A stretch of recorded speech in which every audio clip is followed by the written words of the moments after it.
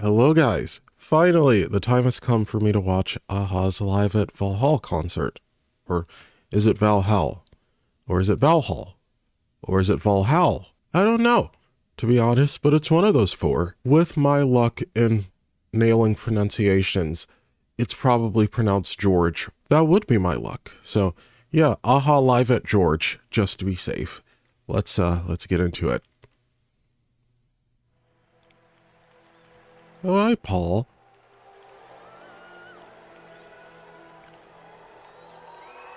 Oh, hi, Morton's chest. Sorry, it was directly in my face. I had to say hi. Just can you never not be gay for 5 seconds? I'm just like, can you not be gay for 5 minutes? I saw that chest before I saw Morton. Okay, 7 years.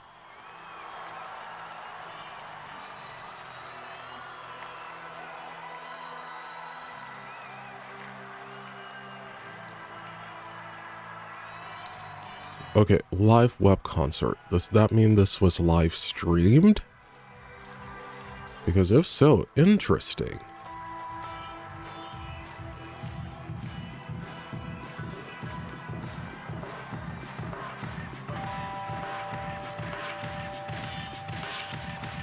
What I was going to say before I was distracted by Morton's chest is there are a lot of DVD extras that I have to watch as well, because I actually purchased a DVD, and I will probably be watching those separately, and I will just include them all in this video, just because I'm pretty sure I'd be sitting here like close to 4 hours if I tried to do it all at once, and even if I did have the time to do that, I don't think that'd be a good idea. So yeah, I'm going to watch the DVD extras separately, but there are a lot of them, so that makes me very happy.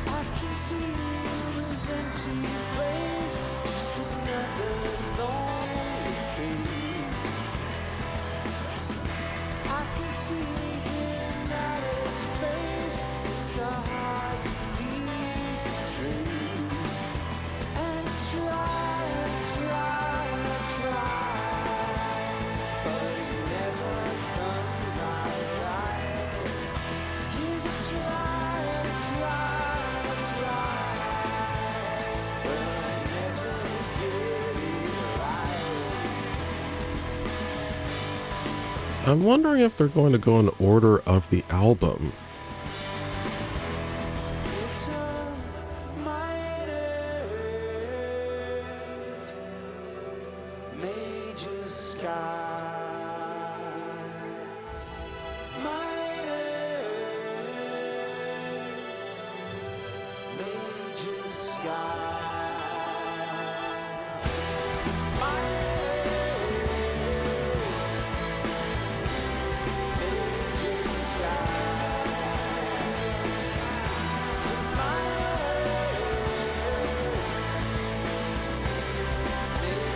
Okay, Max looks really cool being completely enveloped in that blue lighting.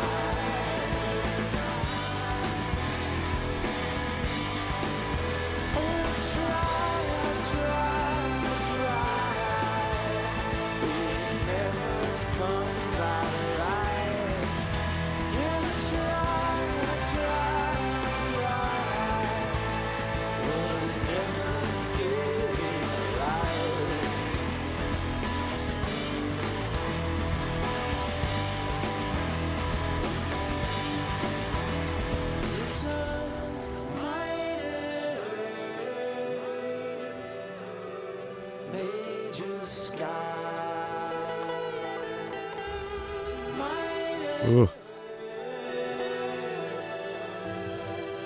That gave me a chill.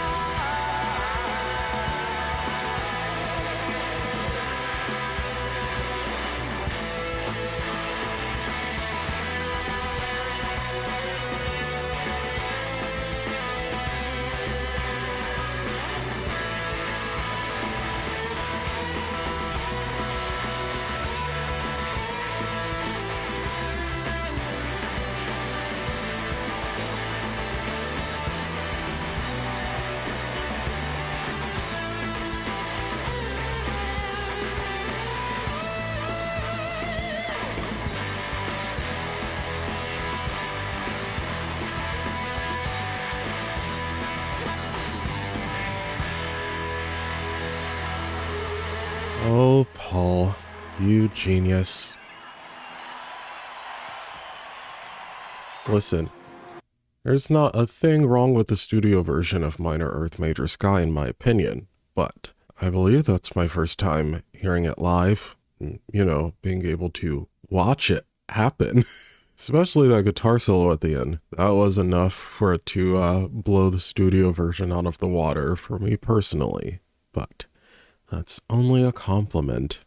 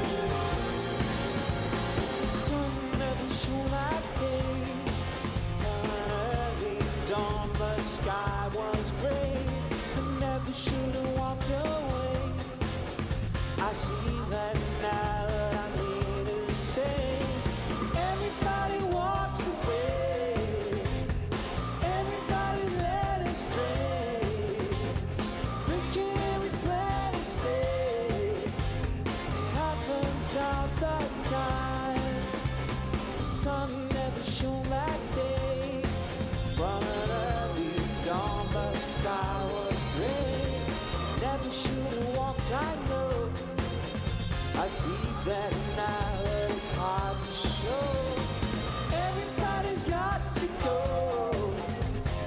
Everybody tells you so.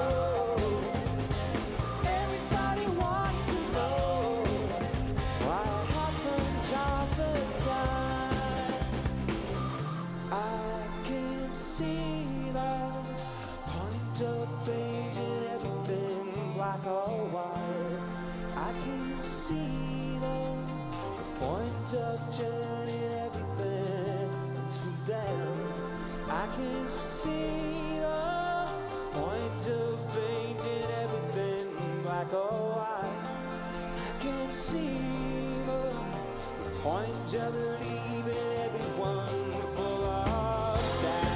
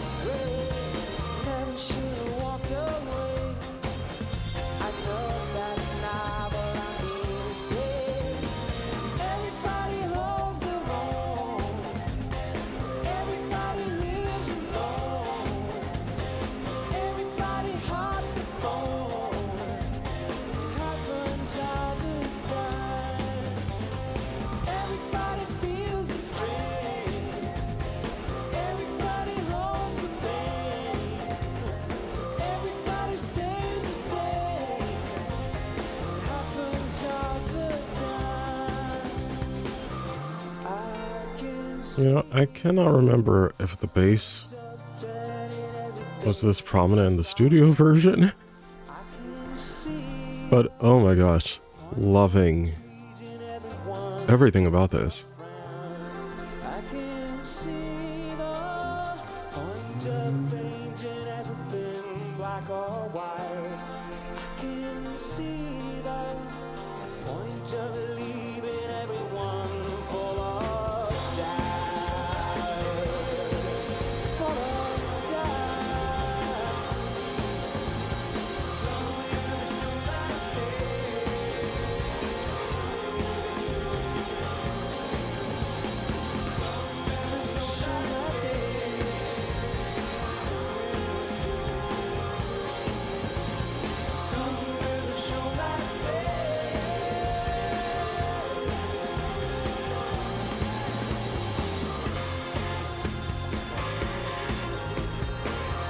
Oh, yes.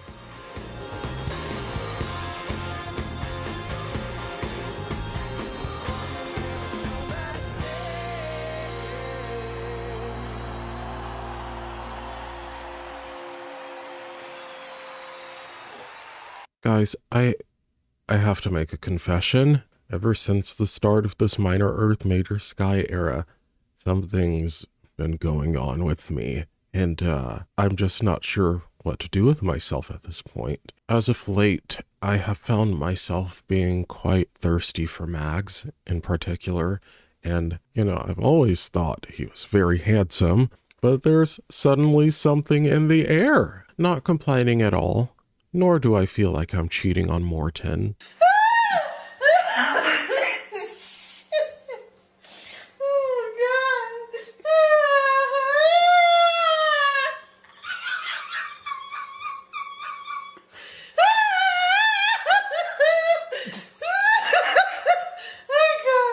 I just didn't see this coming. But hey, more to love. More to love. And speaking of things I'm loving, the show so far, also that blue lighting is having a much stronger effect on me than I anticipated. Don't get me wrong, I know the effectiveness of good lighting.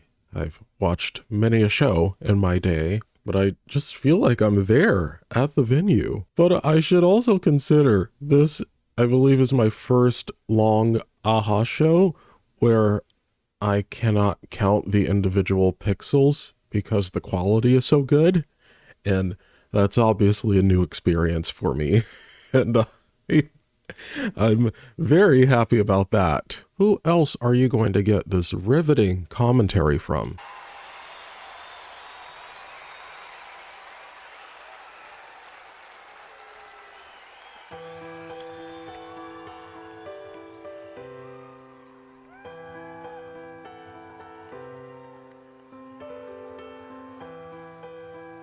Oh, blue lighting is gone.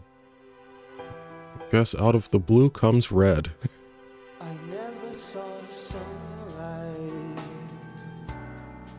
burn as bright. I never felt darkness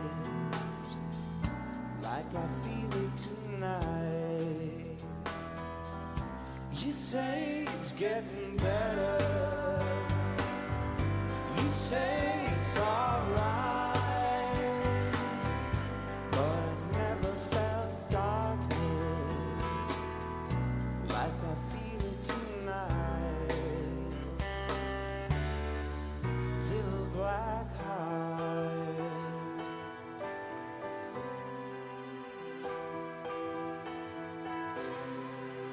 Raindrops on my window, I can tell them apart. Like a few Oh, the bass. my little black heart. You say it's getting better. You say it's alright. God bless whoever's getting that angle of Morton. The way I feel it tonight. Little black heart.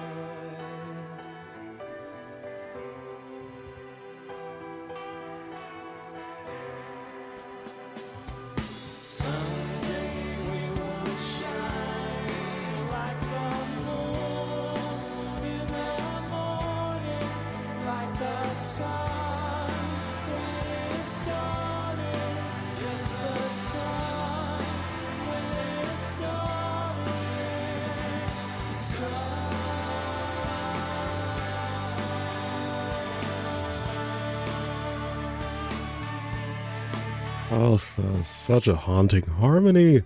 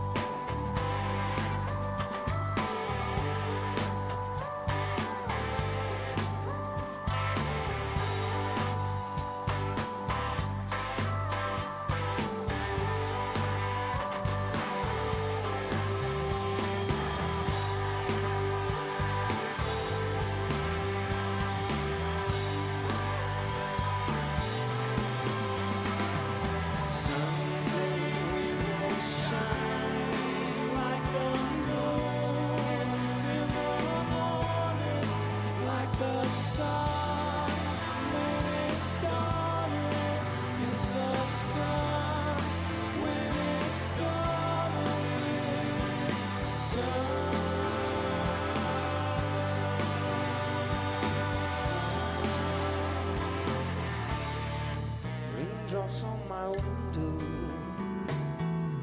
I can't tell them apart.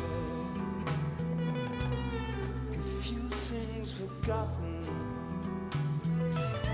and my little black heart. You say it's getting better, we just never got it right. But I never felt dark the way I feel tonight.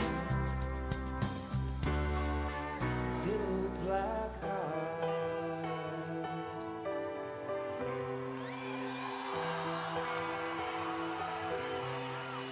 Little black heart.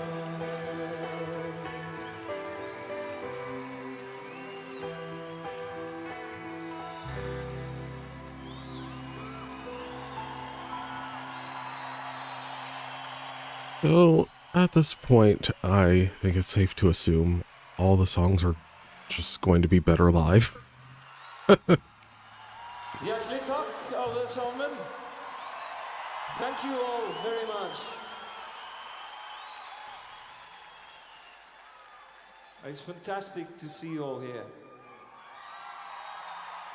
Vi er nødt til å holde en del av konversasjonen her på engelsk, fordi dette går ut på nettet internasjonalt, og de har ikke lært seg norsk ennå. Men hjertelig velkommen alle sammen.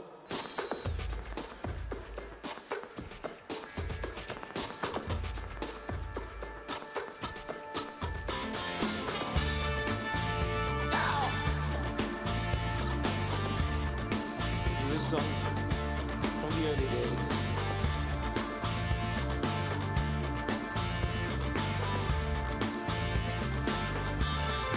It wasn't rain that washed away exactly because of your eyes. Putting my gun down the bedside table, I must realize it wasn't the rain that made a difference. I could have sworn it wasn't me, yet I did it all so coldly, almost slowly, playing from the sea. Oh, come on, please now, talk to me, tell me things I couldn't find helpful. How can I stop now? Is there nothing I can do? I lost my way. I've been losing you.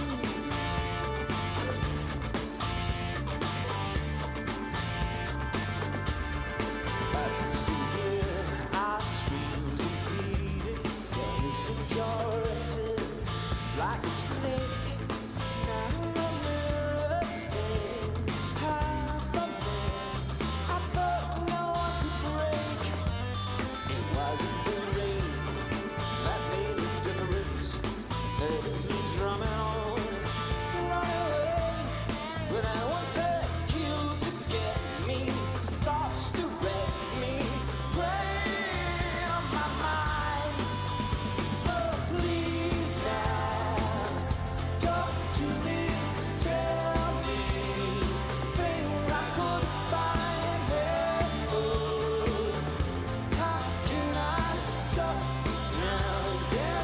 nothing I can do. Okay, so obviously this sounds fantastic, Lost my way. but all I could think about is how great the blood that moves the body would sound in this setting. Just throwing that out there.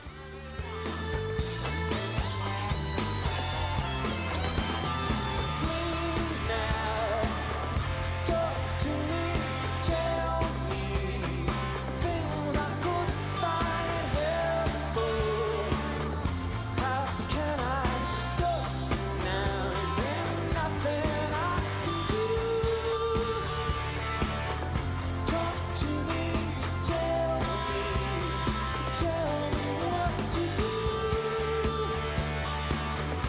How can I stop now? Is there nothing I can do? I've lost my way. I've been losing you.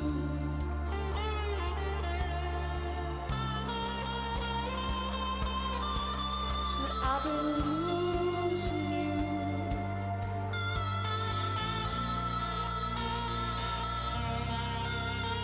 I've been losing you.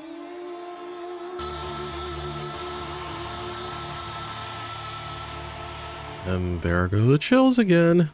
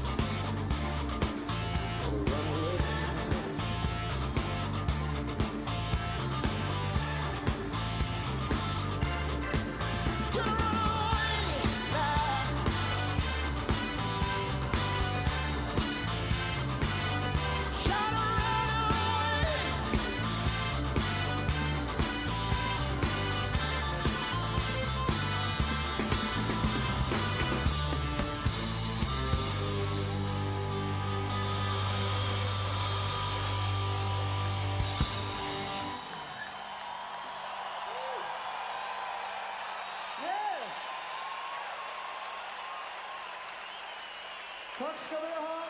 Thank you. Tack ska ni ha. We're going to do a song from an earlier album. Some of you may recognize it. We shall see.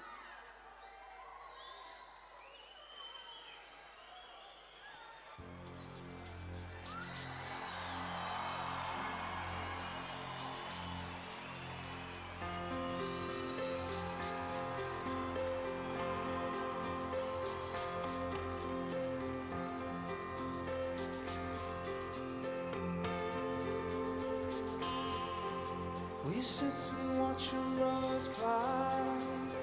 I'm trying to keep my newspaper dry. I hear myself say, my boss leaving now, so we shake hands and cry. You know, a question I've never asked. Have they actually ever performed the song in Manhattan? Let me hear you. I think it's a valid question. You know, don't wanna cry again. Don't wanna cry again. Don't wanna say goodbye. Don't wanna cry again. Don't wanna rise in pain.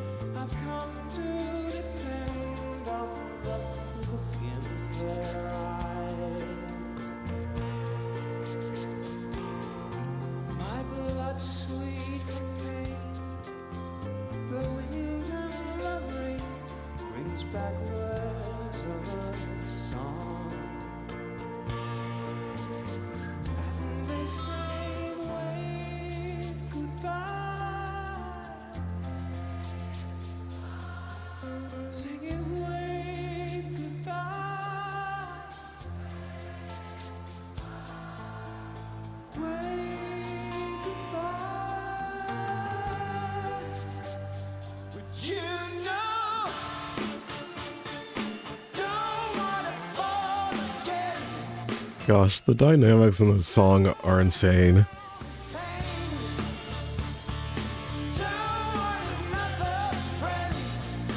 Or the dynamics of the song.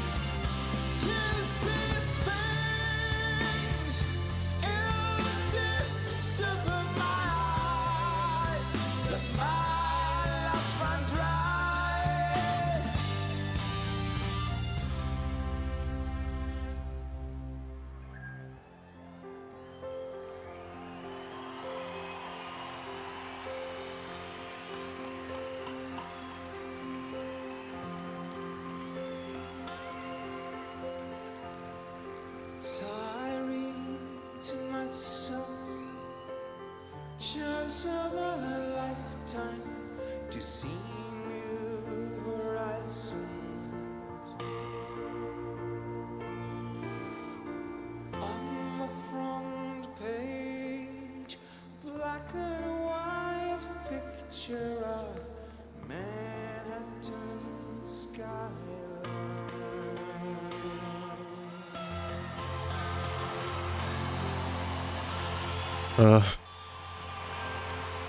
We got Morton belting like nobody's business while fiddling with his in-ear. We are so back. Thank you so much.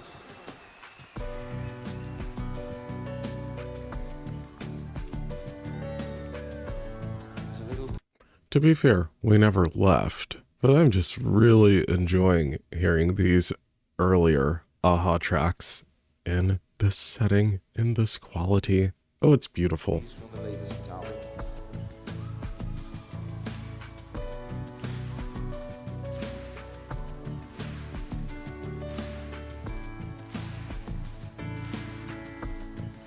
I thought that it was you, the things you saw me do,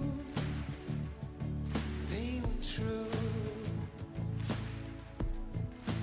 Little did I know, you found me in your joy, and there was I, a little boy. My shadows that not knew, my soul split in two. Lord, I thought that it was you. This Christmas, now that fall, keep silence to us all. Amen. You know my deepest sin. You see me deep within.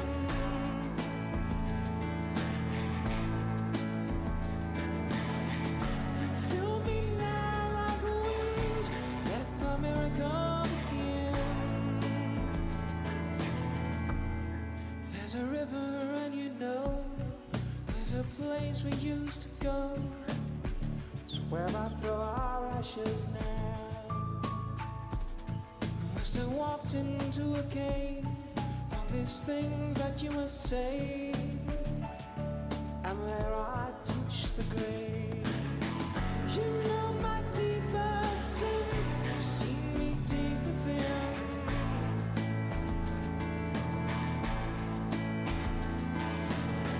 Now fill me now like a wind.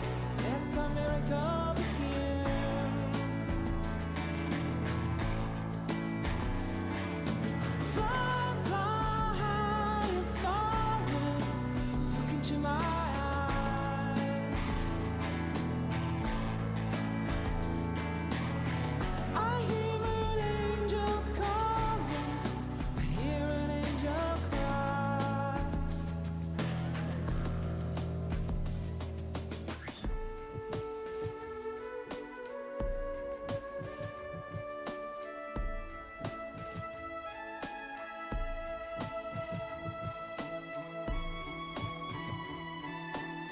That synth sounds straight out of a Disney film.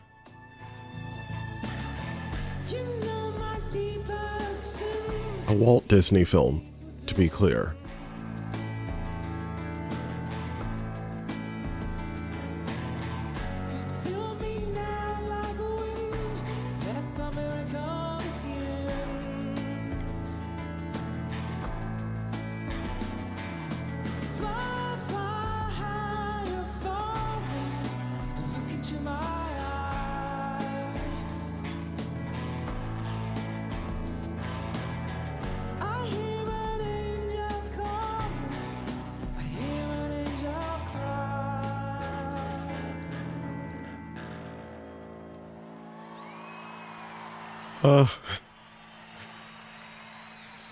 I absolutely love how gentle that was. Okay, I'm going to have to take a little pause here, but I will pick up here very shortly, so see you guys soon. Alright guys, I'm back, and I went back like 5 seconds. Let's continue.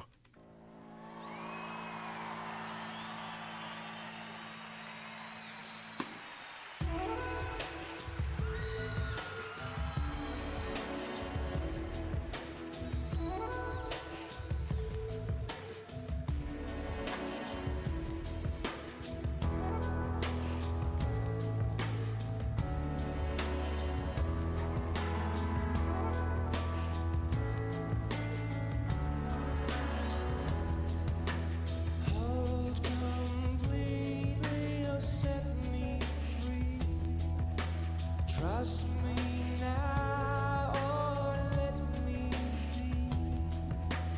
You don't know my destiny. You can see what I can see.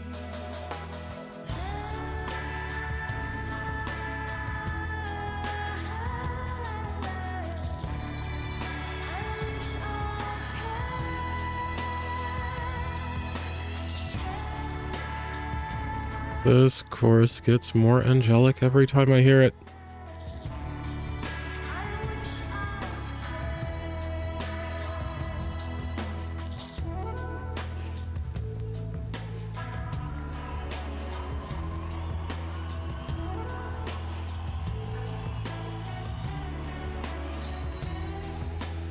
Love me, baby, or let me go. In between, I don't wanna know.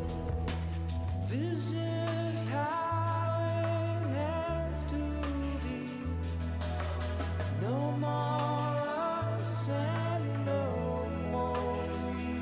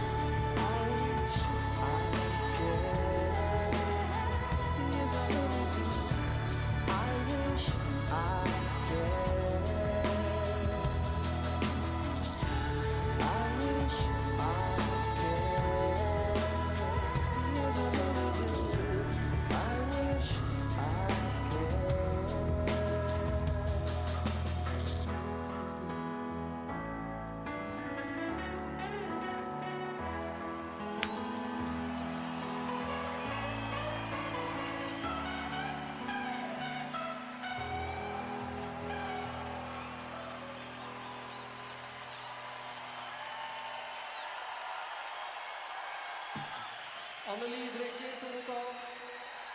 Ladies and gentlemen, the very talented Annelie Drekke.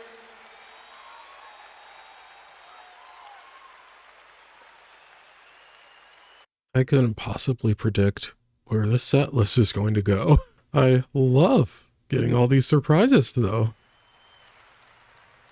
Tack för att vi har fått lov att komma hit ikväll. Thanks for making it possible for us to be here tonight. We're gonna play some songs of our whole career, so enjoy it.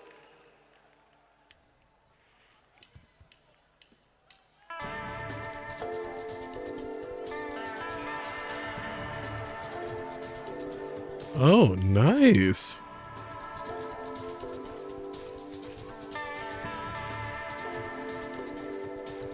You know, the night I left the city, jumped to the wharf.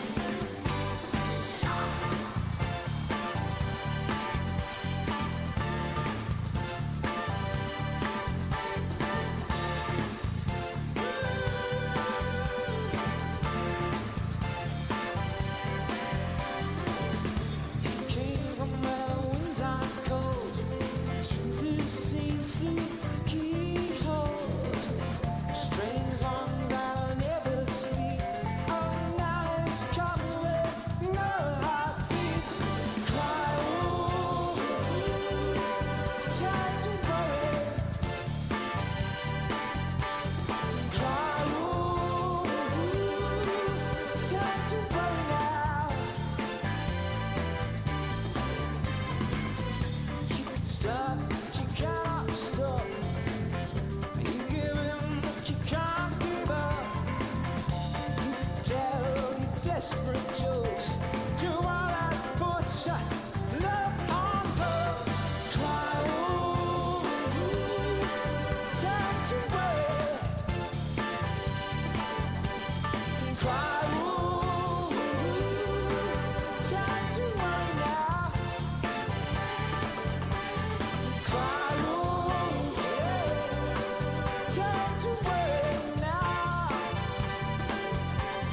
Cry, ooh, time to worry now.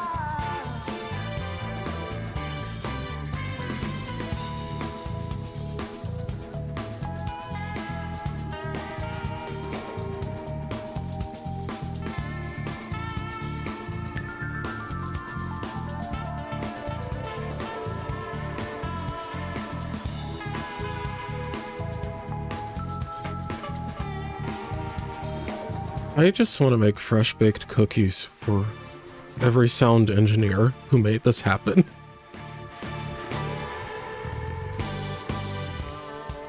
Oh, this is lovely.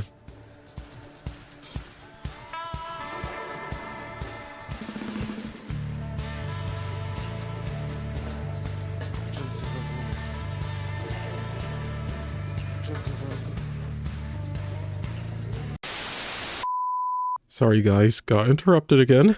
Let's continue. Went back a few seconds.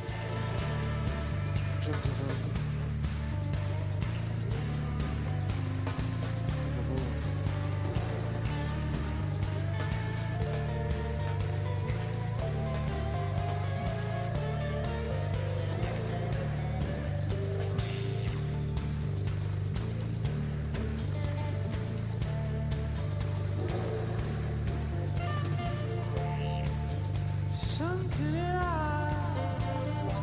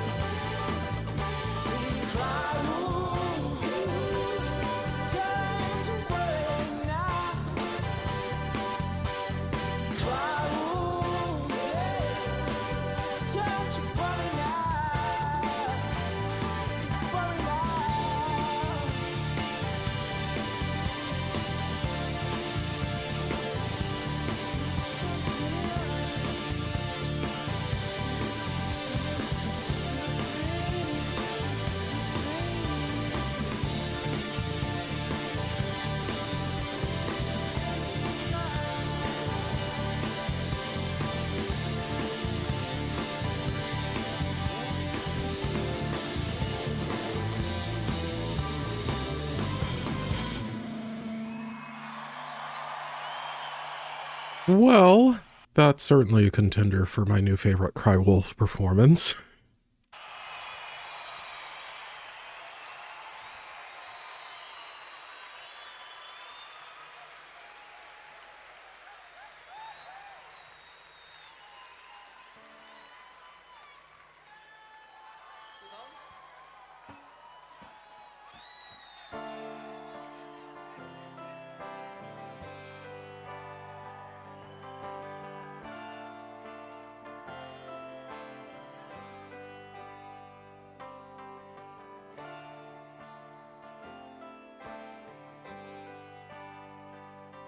Song about loneliness,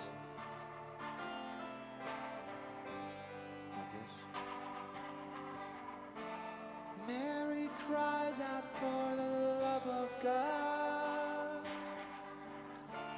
as she's walking out the laundromat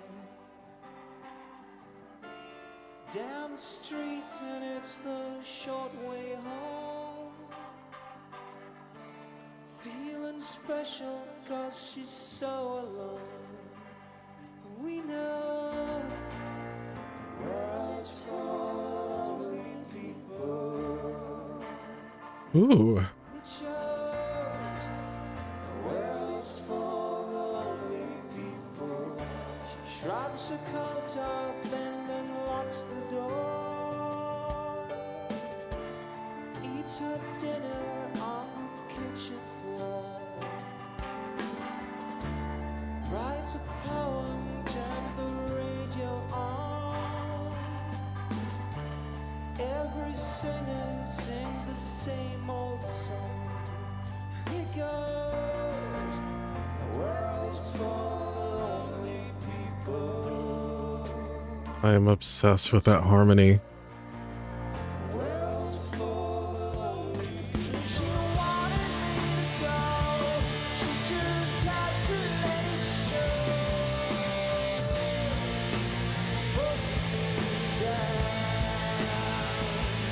If she wanted me to leave, she just wore it out as me. But at least I was alone.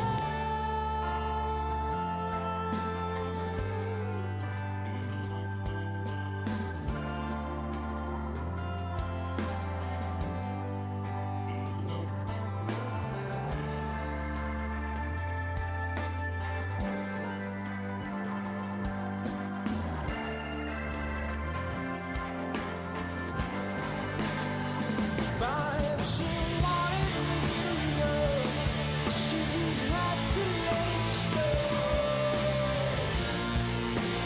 Put me down.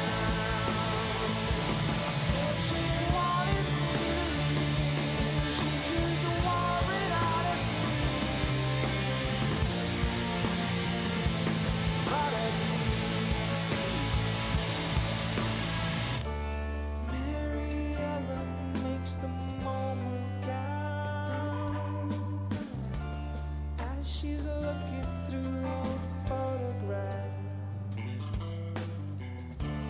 Pictures taken at an early age. Faces look back at her from the page, and they say the world's full of lonely people. It's okay.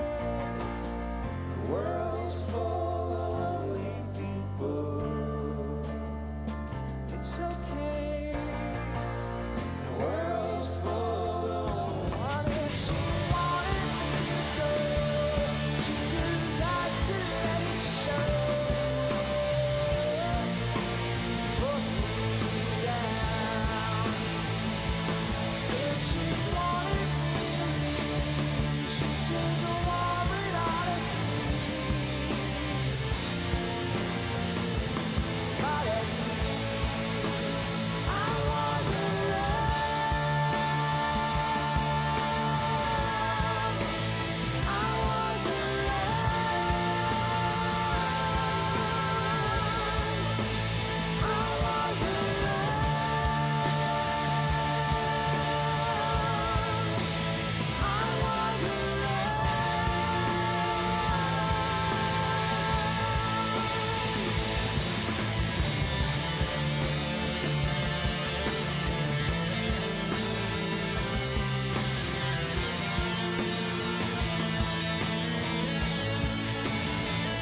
Those harmonies alone have made this the superior version of the song,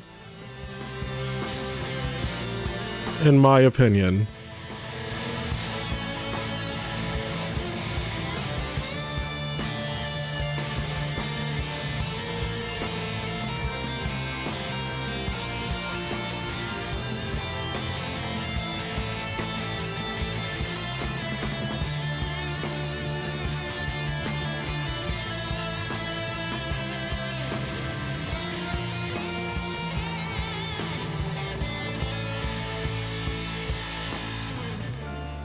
Mary Ellen makes the moment count.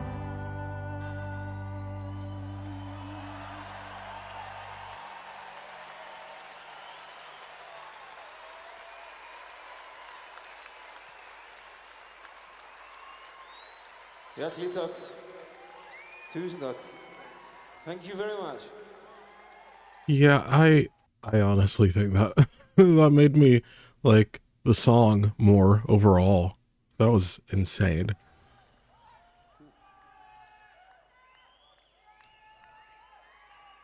You want me over there? We'd actually, we'd like to do a scaled down version of a song from the early days. Here's one which you might recognize.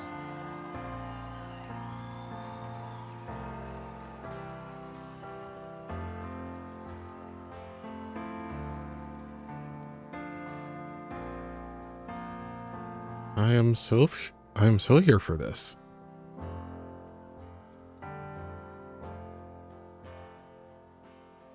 The cold has a voice.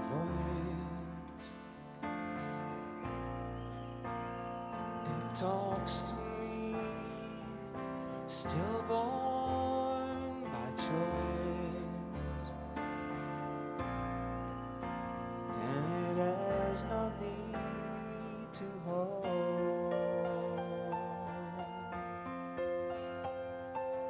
Old man feels the cold.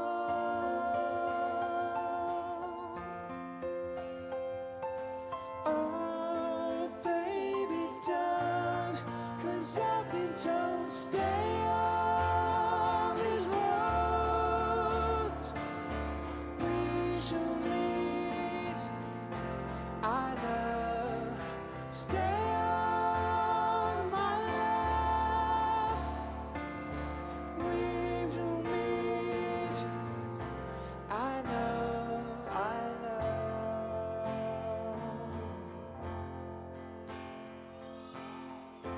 Where joy should reign, these skies restrain.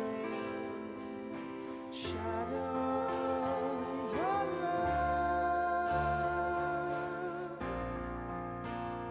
The voice trails off again.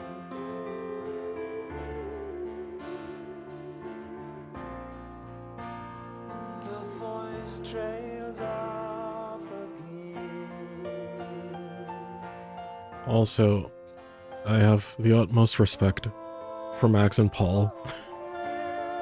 They've been switching instruments like every 5 minutes.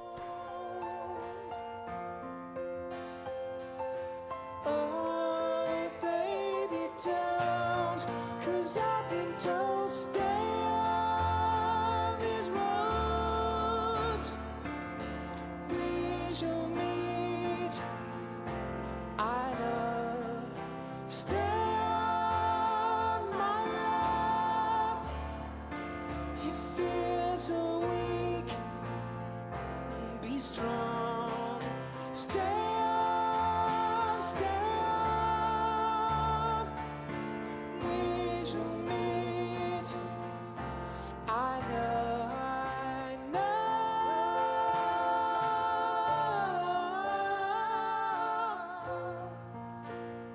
I know, my love, I know.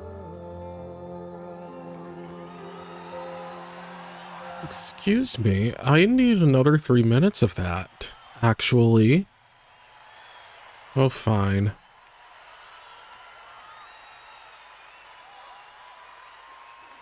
Thank you.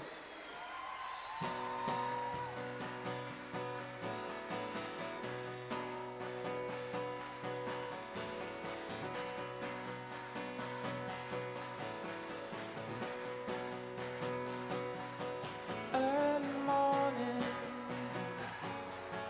8 o'clock precise. I seen a lonely August sunrise. Say you know you will move me like you do. Out in the fields, waiting my whole night through. Early morning, I can just hear the bass in my head.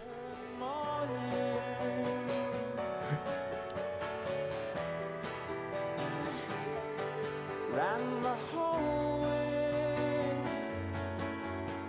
down to the tracks, through the doorway. But at last look back, say you know you will save me like you do. Out in the fields, waiting the whole night through. Early morning,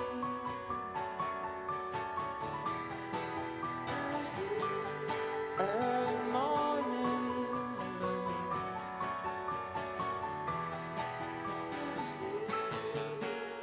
Oh, I love that she's... I love that she kind of mimicked the guitar there. Ran up the stairways to find a rooftop clear. Got a shotgun, lying with me here. Say you know you will save me like you do. Out in the fields, you know I feel, yeah. Early morning,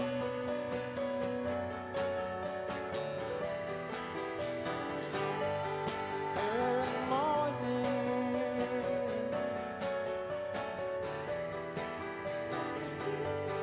early morning, 8 o'clock precise.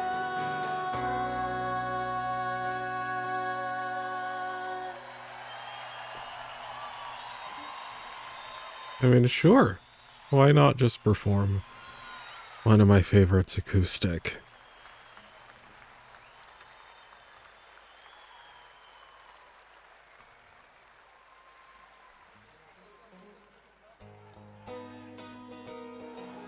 Also, it's kind of crazy how I'm watching them perform these songs live.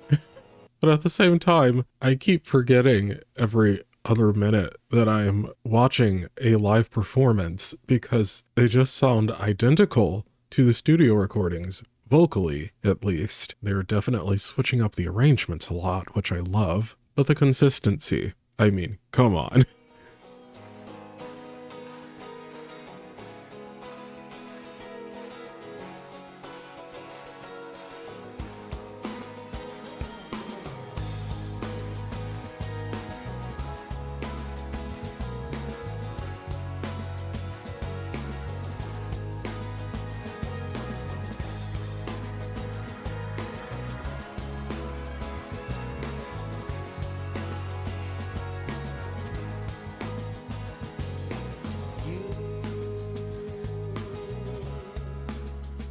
You say you want some fun.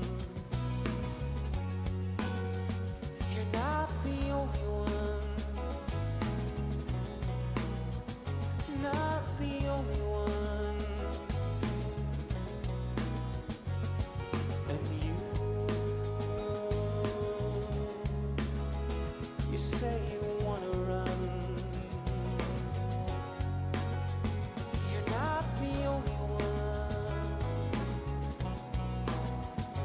Not the only one.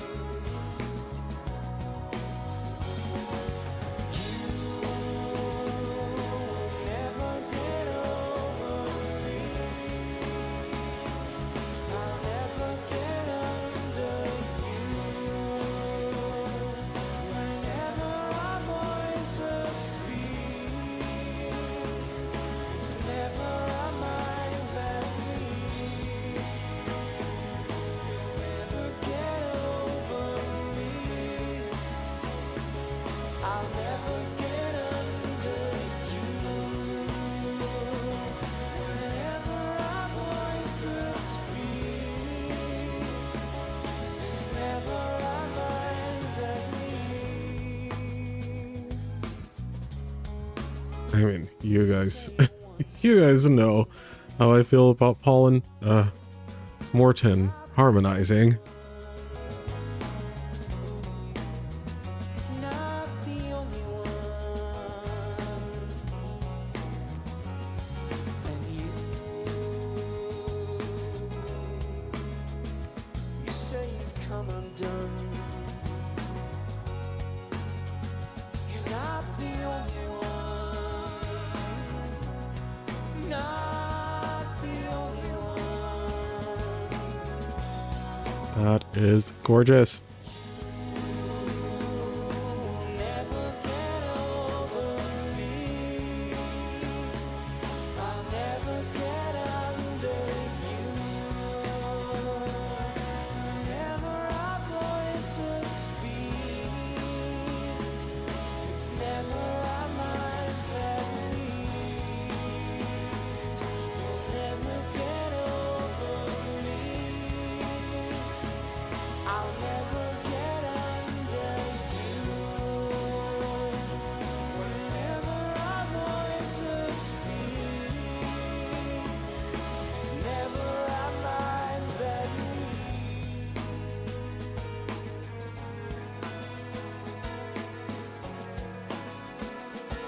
You'll never get over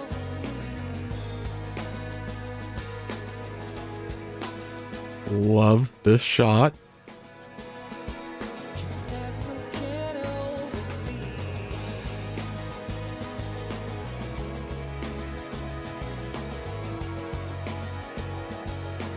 Never get over me.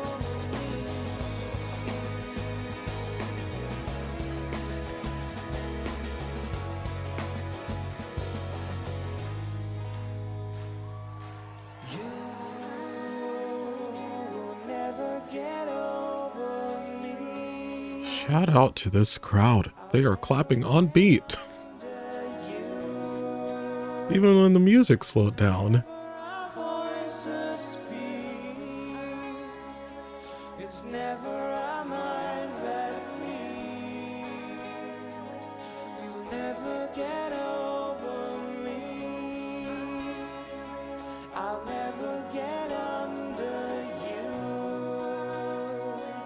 Whenever our voices speak, it's never our minds that meet.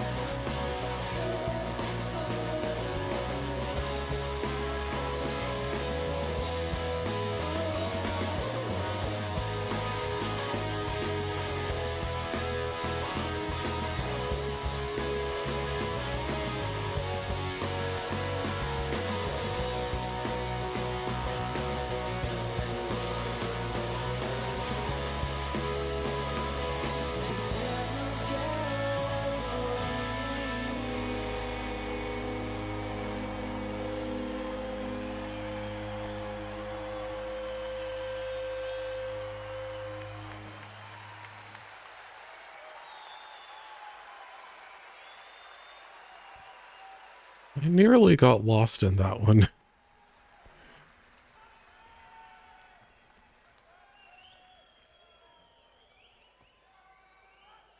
Thank you all. Thank you. We'd like to do a song from the latest album again. And Ska jag på norsk? Värva, Karva. This one's the piece that we've done to this film in the States, Velvet. Ah yes, my favorite Cadaver anthem.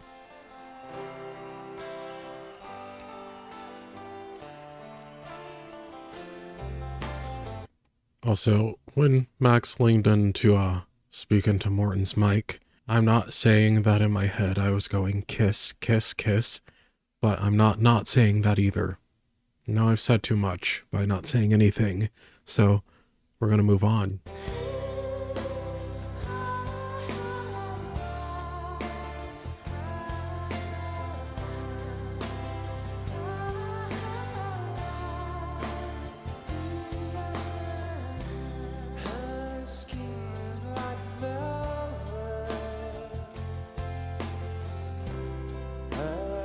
face cut from stone.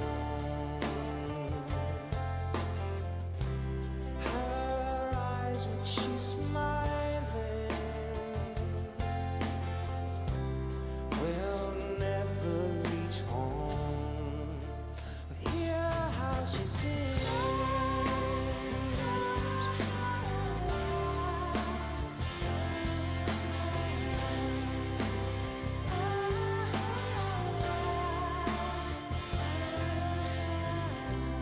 Her touch won't be tender. Her lips would be warm. But when we're together, I'm always alone. Hear how she sings.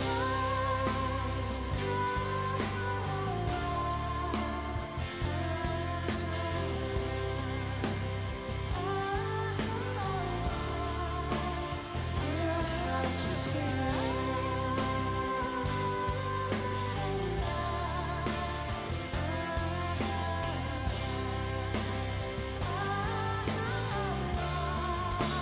Hear how she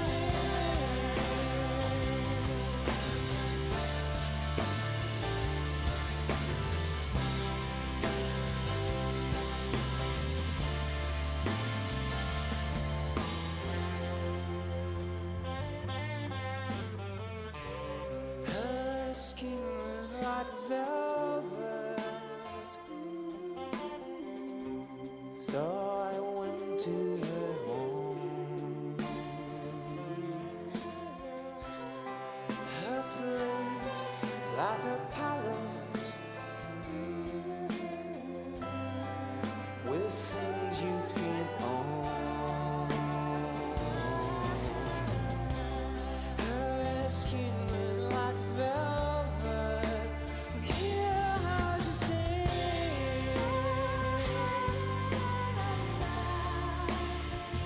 How she sings.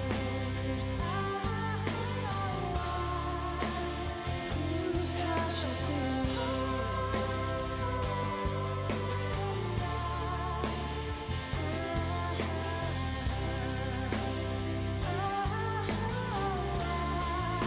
But hear how she sings.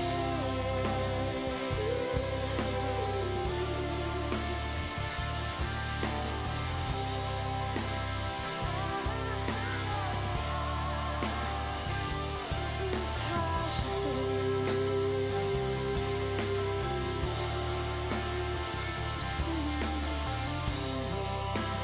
What is that below the stage that's glowing? Looks like a firework.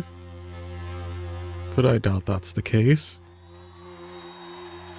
Also, it's nice to finally watch that performance again, but in the context of the entire show, Tack ska ni ha. Tusen tack. Kan det bli varmt där ute? Det är cirka 400 grader på scenen. Det är då man ska ha på sig mörka skjortor, inte lyse. Jag trodde det var det man hade rådgivare för. Okej, vi har med oss någon människor på scenen som är en stor del av den konserten här. Och det är bland annat i naboskapets ånd så har vi med oss någon svenskar. One big happy family, the Lindvall brothers. Sven Lindvall på bass.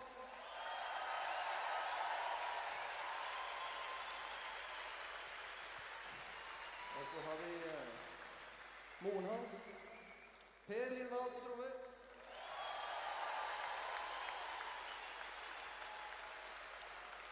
Och på keyboards, Christer Karlsson Lindvall.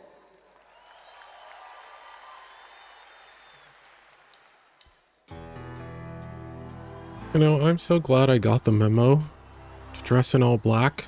I could be in the band right now.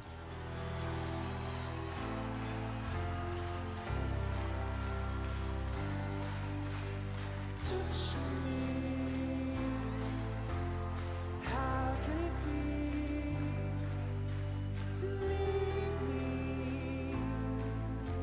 The sun always shines on TV. Hold me close to your heart and touch me. Give all your love to me. To me.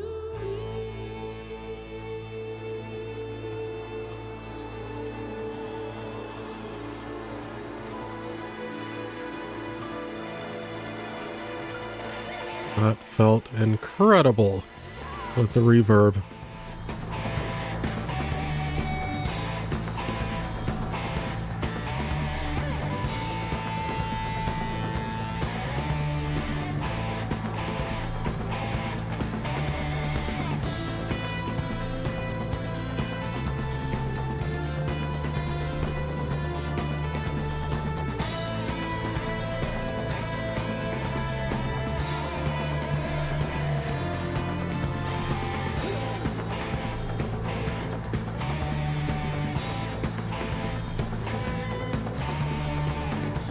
I reached inside myself and found nothing there to ease the pressure of my ever-worrying mind. All my powers are wasted away. Feel crazy, lonely. Looks the mirror sending me these days. Touch me. How can it be? Believe me. The sun always shines on TV. Hold me close to your heart. Touch me. Give all your love to me.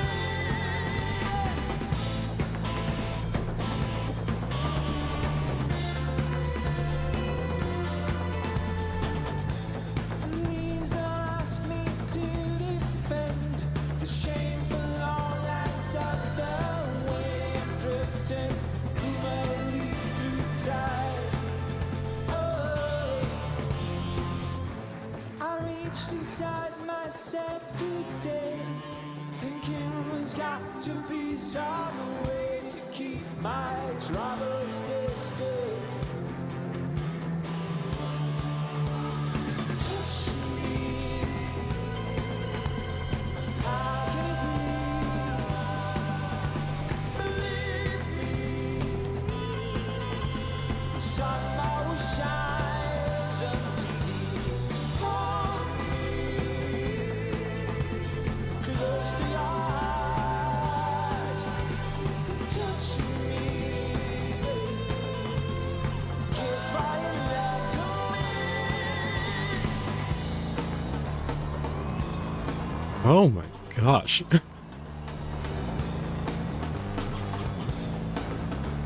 Why is this so dirty?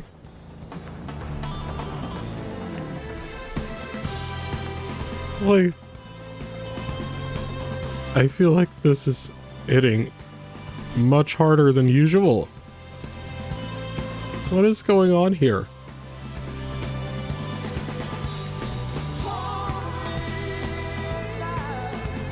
Close to your heart.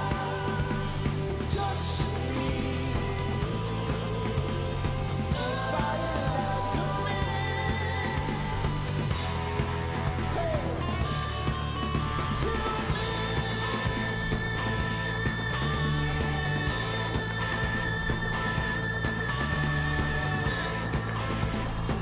I was wondering if he was going to go for that note. And of course, he knocked the hell out of it.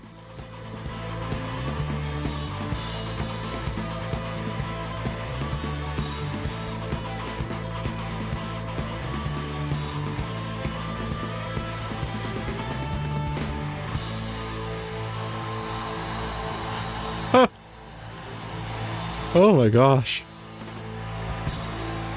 Yeah, that was just the dirtiest, grimiest, most intense performance of The Sun Always Shines on TV I think I've watched. so far. Not complaining.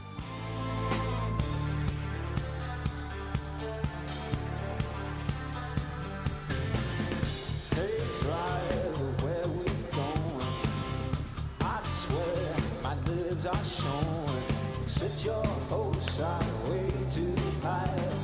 Living's in the way we die.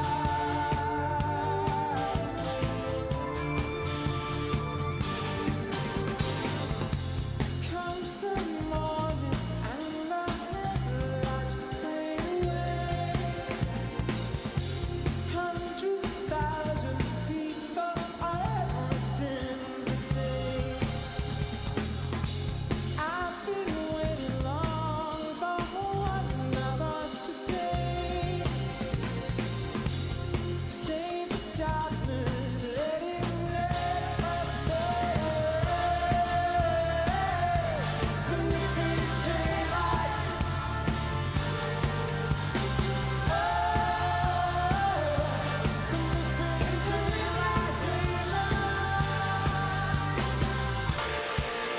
I thought Morton was going to give us a full-on body roll for a second.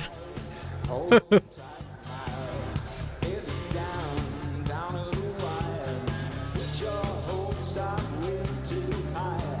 The living's in the way we die.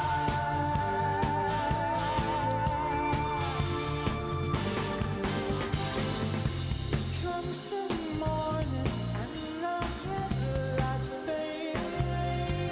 By the way, this melody, Changes everything the same. I don't talk about how obsessed with it I am nearly enough. One of us to say. See the darkness, let it never fade away.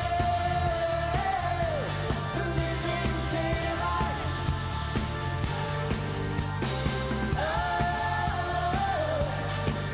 living daylight.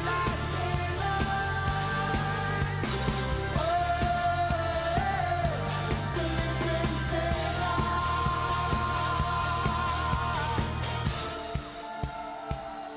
Okay, seriously. I'm so impressed with this crowd. I hope every one of them went home to fluffy, cold pillows when it was bedtime, because that's what they deserve for having a sense of rhythm. Good for them.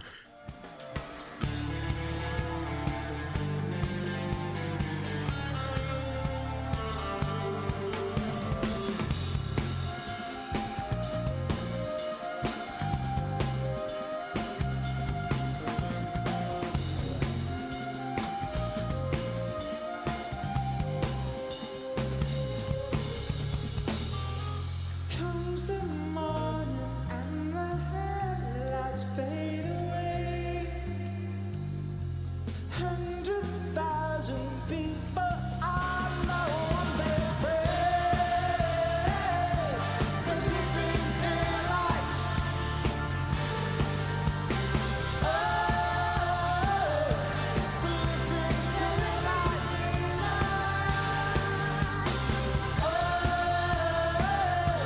the living daylight.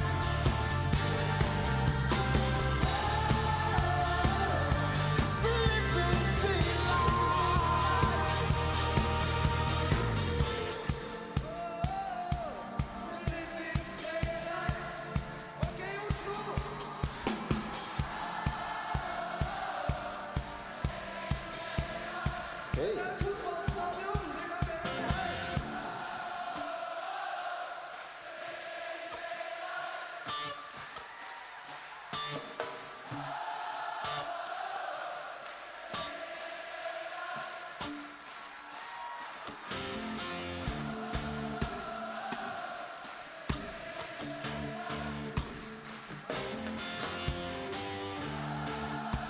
This is giving me Hunting High and Low Rio vibes.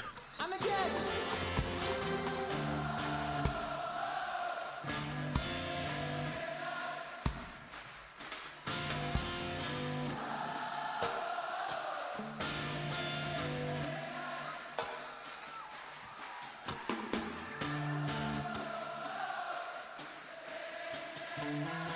Or was that Johannesburg? No, I think it was Rio. You guys know what I'm talking about. Hopefully. Ja, men det er bra. Men det kan bli bedre!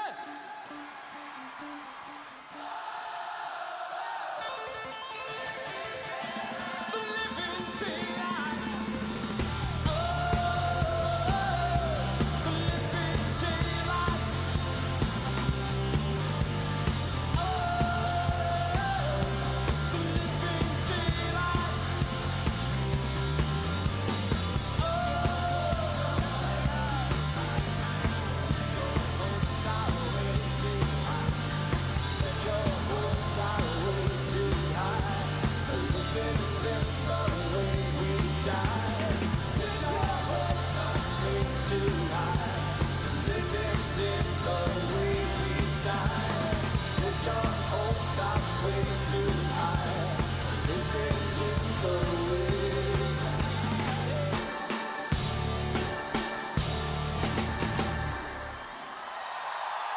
You know, I'm trying my best to pay attention to the small changes they make to some of these arrangements.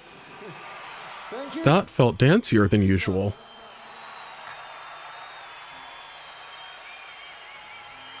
That's how we do it in Norway.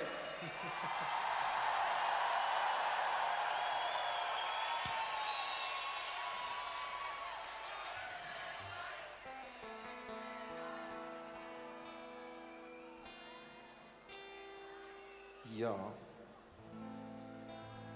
Vi må begynne å tenke på leggetid, tror jeg. Time for bed. We'd like to play one of the cornerstones of our work. Det er en av de kanskje viktigste sangene våre. Opp igjennom.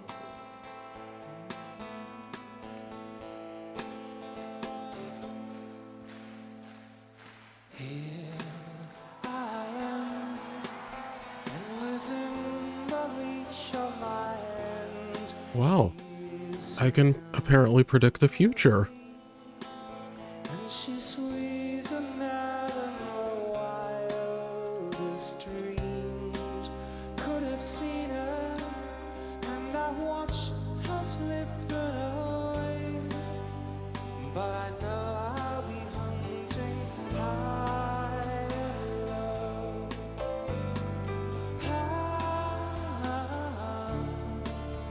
There's no end to Oh. I was right. Okay. I thought that was like a glow stick.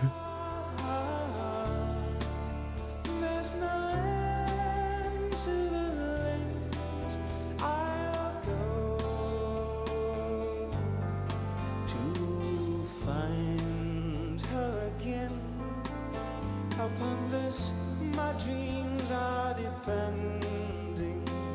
Through the dark, I sense the pounding of her heart next to mine. She's the sweetest love I could find. So I guess I'll be hunting high and low.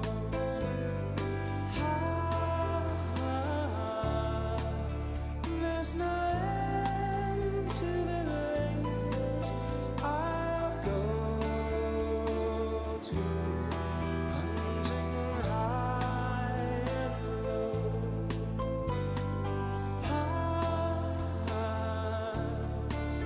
Do you know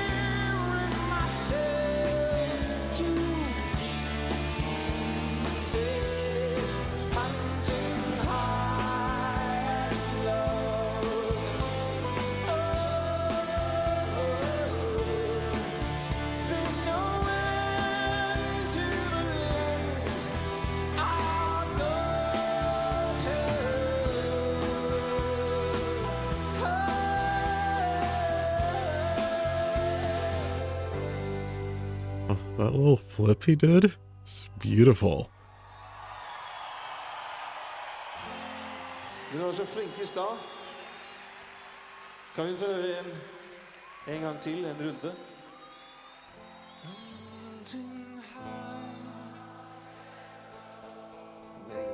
They're doing it. Oh my gosh.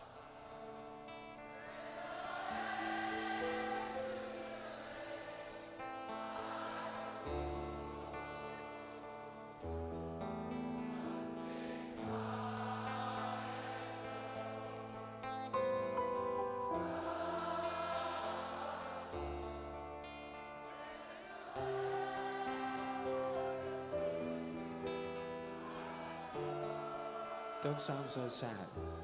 Come on.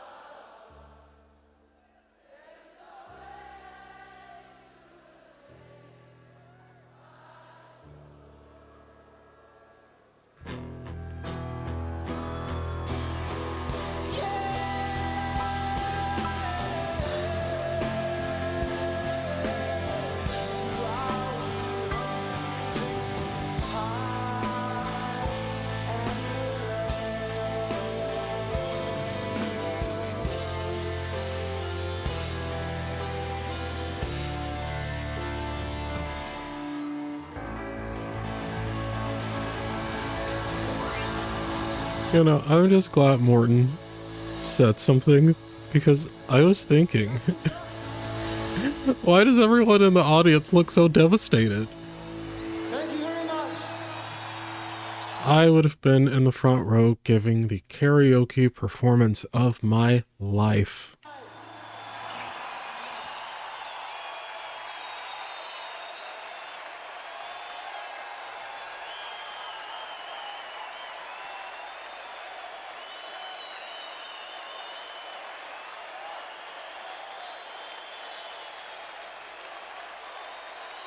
Well, let's see here. We got like 16 minutes left. And there's definitely one song I can think of that they haven't performed. Thank you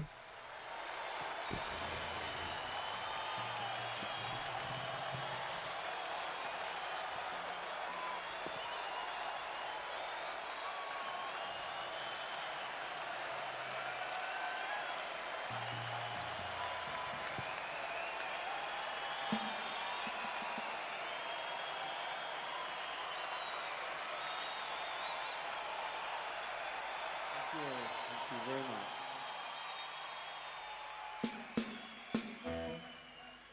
So, you want to hear a couple more things? Of course. Okay.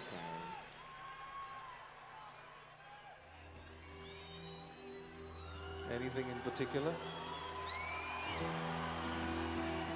Well, how about this one? I mean, if you insist. Even though I've watched this performance like 5,000 times.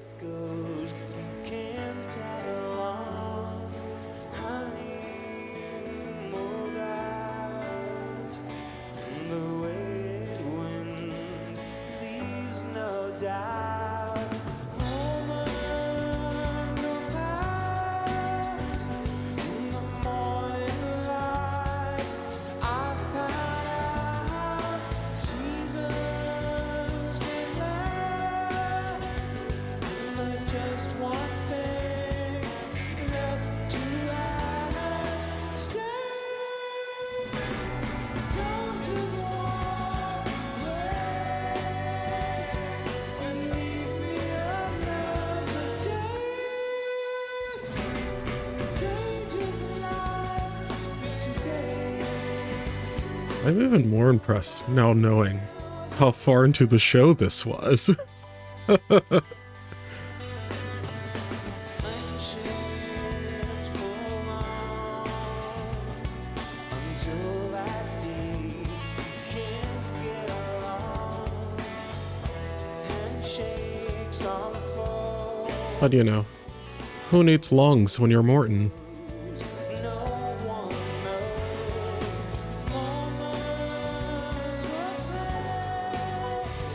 In the morning light, I found out seasons can last, and there's just one thing left to last. Stay. Don't just walk away. Leave me another day. Day just like today, with nobody else around.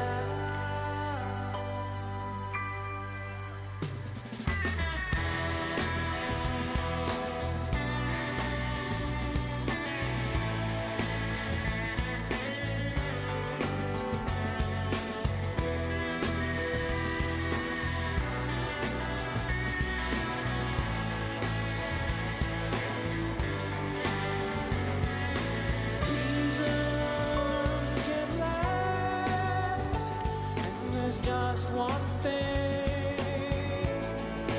left to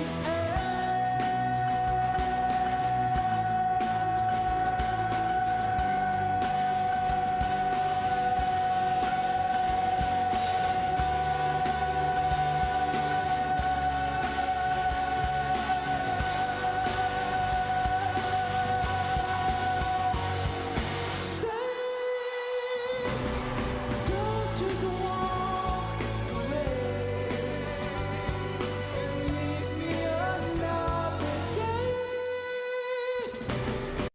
Once again, let me just make it very clear that this is why I think he has an oxygen tank in his torso instead of lungs. Because if I tried to do that, even if I were a better singer, I can't help but feel that I'd still be holding on for dear life. And I mean holding on for dear life, like those two buttons holding Morton's shirt together. That desperately.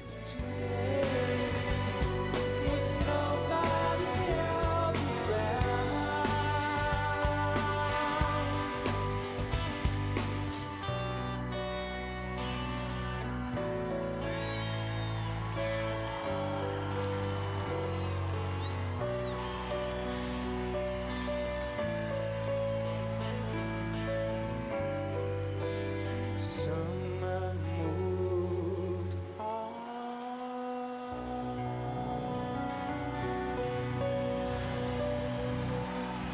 Perhaps Summer moved on. But perhaps Summer fainted, trying to attempt that note. Ever considered that, Morton? Den lange tonen der Pauls forsøk på å prøve å holde meg ung, tror jeg. Thank you. Jeg skal hilse fra Paul forresten og si hei også. Ah, of course.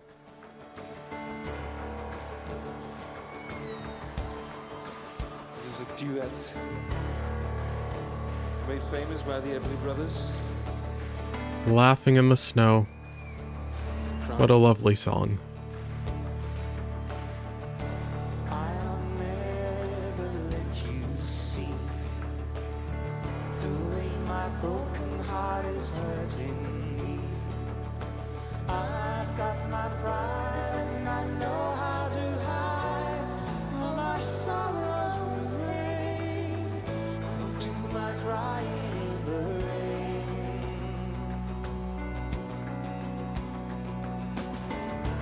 If I wait for stormy skies, you don't know the rain from the tears in my eyes.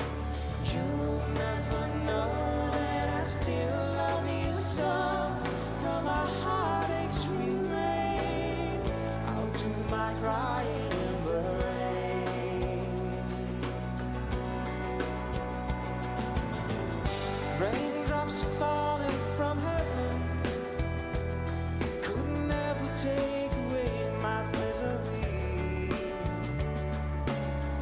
Since we're not together, I pray for stormy weather to hide these tears I hope you'll never see.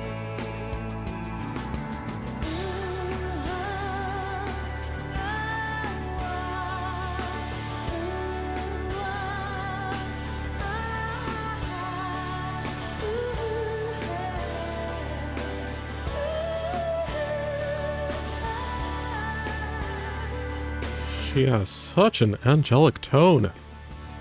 Someday when my crying's done, I mean, as does Morton. we'll be smiling and walking the sun. No wonder they sound great together. A fool, but till then, darling, you never see me complain.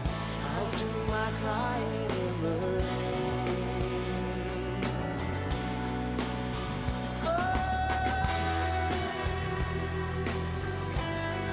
I gotta say, I do love the sound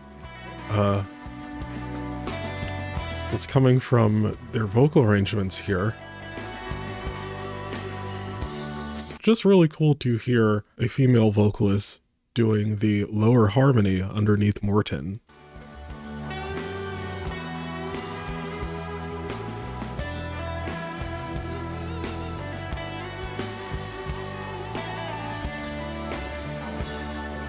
Since we're not together, I pray for stormy weather to hide these tears I hope you'll never see. Someday when my crying's done, I'm gonna wear a smile and walk in the sun. Also, since we're towards the end of the concert, I feel the need to share more of my intrusive thoughts.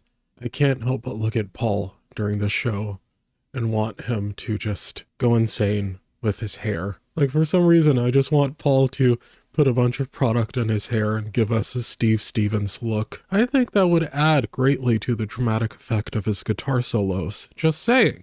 I may be a fool, but till then, darling, you never see me complain. I'll do my crying in the rain. I'll do my crying in the rain. I'll do my crying in the rain.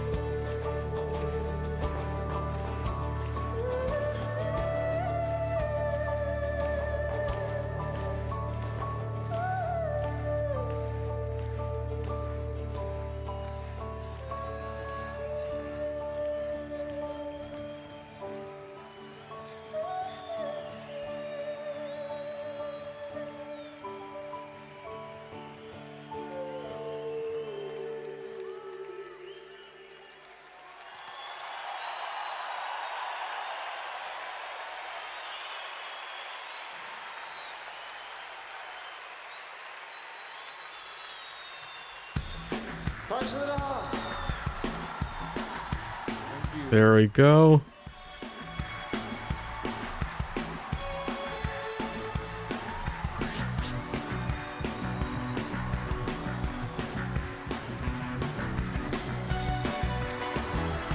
You know, I was tempted to do the, I don't think I've ever heard the song before joke, but I'm too lazy.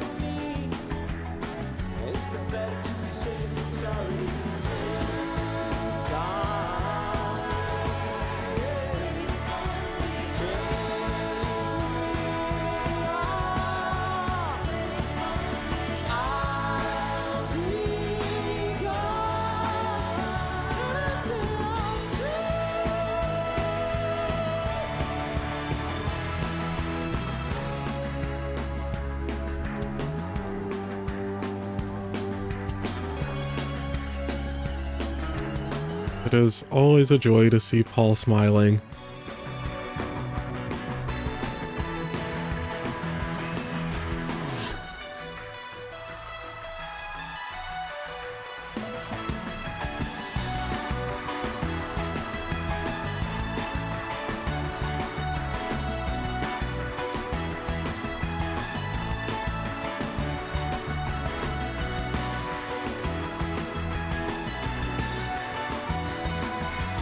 Things that you say, is it a lie or just to play my worries away? There are things I've got to remember and shine away. I'll be coming for you anyway.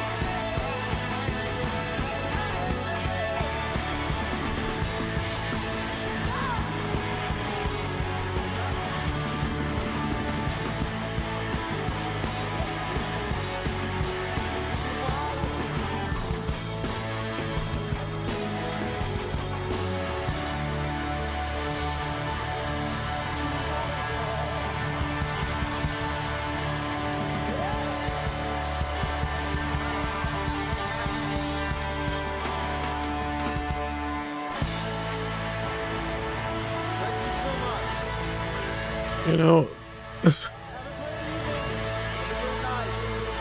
the longer I sit here, the more apparent it becomes to me how insane of a choice it was to end a 2-hour set with that song, vocally speaking. Of course, Morton made it look like a piece of cake, but still, how?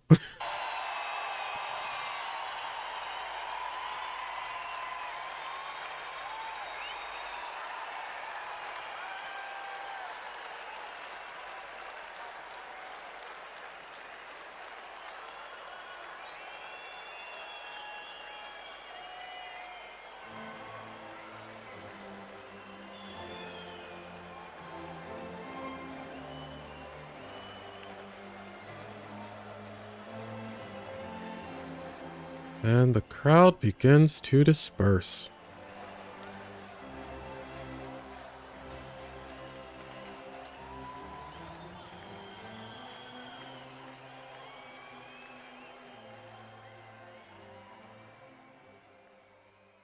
First of all, let me just remind you guys, I will be watching all of the additional clips that came with the DVD next, so stay tuned for that. Once again, it's just a joy to finally be able to watch a full-length AHA show in great quality. And again, props to everyone involved in the sound engineering for this show.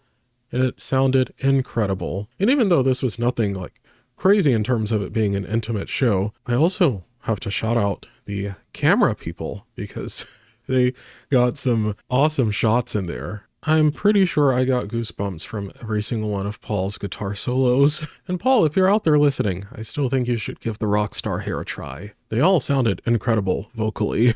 You know, could not get enough of those harmonies, the 2-part harmonies, 3-part harmonies, 4-part harmonies, all of them were so magical. The band as a whole had my attention the entire time. Okay, well, that's not necessarily true because I may or may not have been just staring at Max's chest and also Morton's chest for like 50% of the show, but in my defense, I was listening the entire time, okay? I heard everything. All right, guys, let me know what you thought of the concert, and now let's get into these DVD extras. All right, guys, let's get into these DVD extras. First off, we have some bonus songs.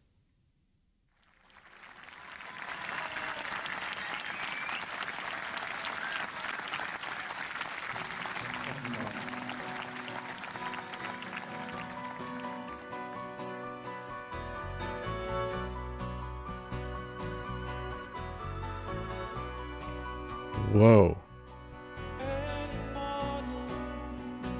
That location is gorgeous.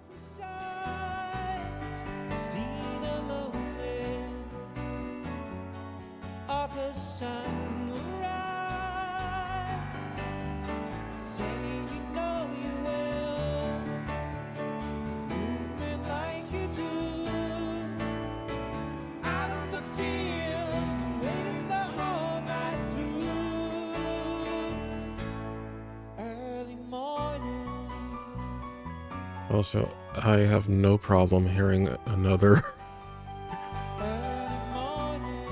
performance of Early Morning. Perform it 10 more times, actually.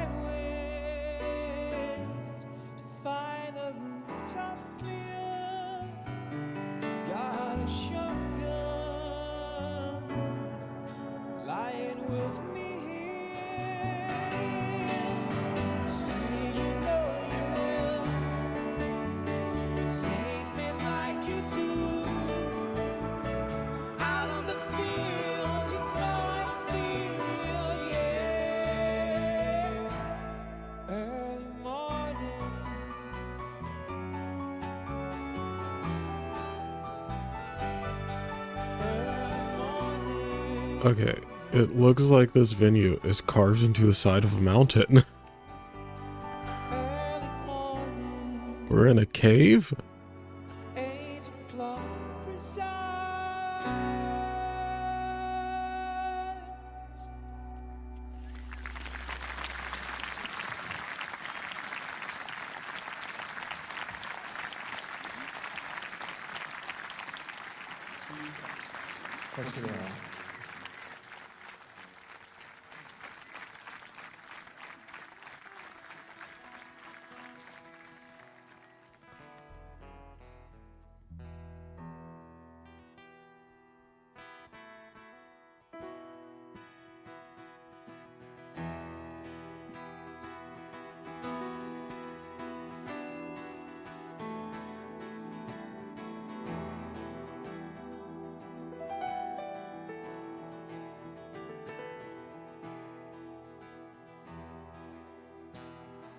Summer moved on, and the way it goes, you can't tag along.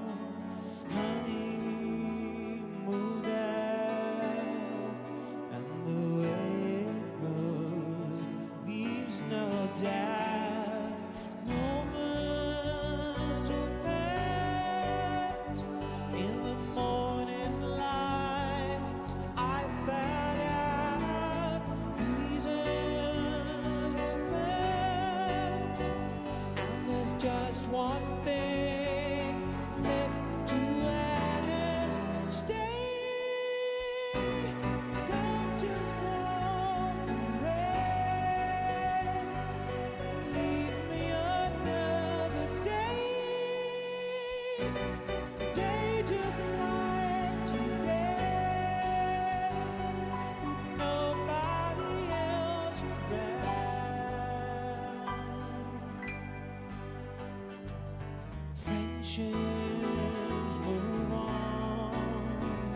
Actually quite nice to hear this song without the drums, even though the drums are such a great addition.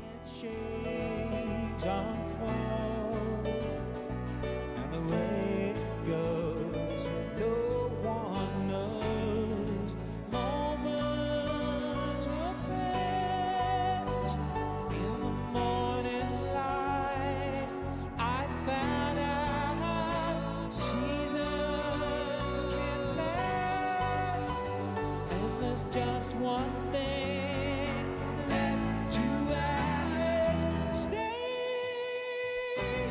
don't just walk away. Leave me another day. Day just like today, with nobody else around.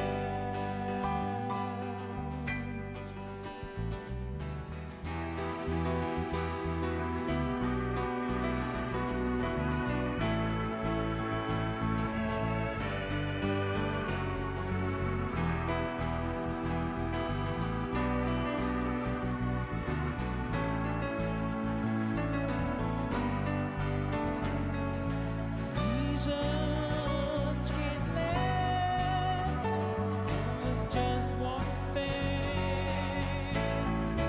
left to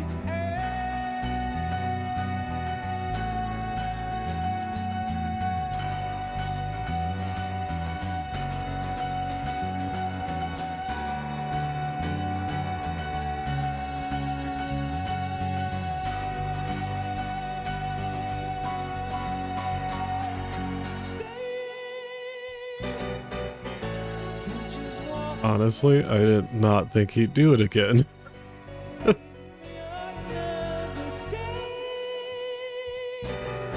Just because this is an acoustic performance, his pitch did not seem to drift off at all towards the end of that note. And his voice was even more exposed here. That's wild.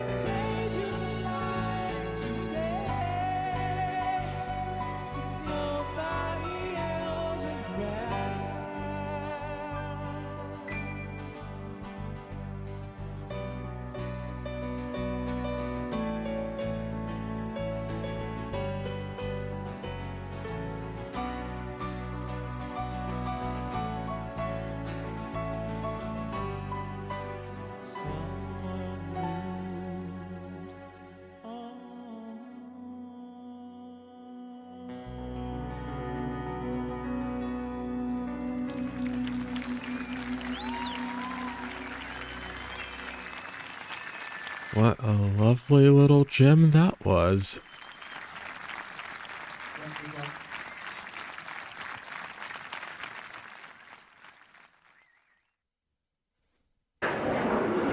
Sorry, just wanted to make sure we weren't on a different video.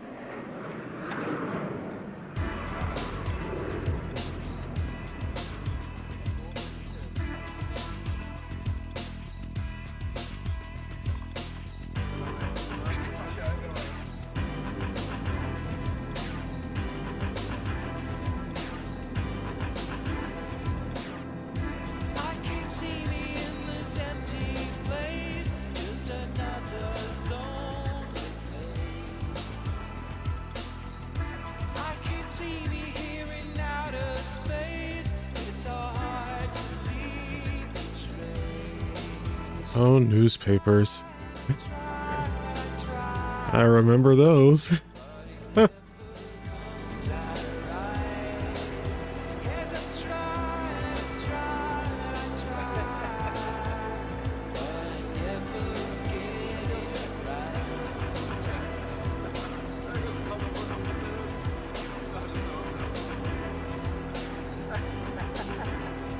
It's a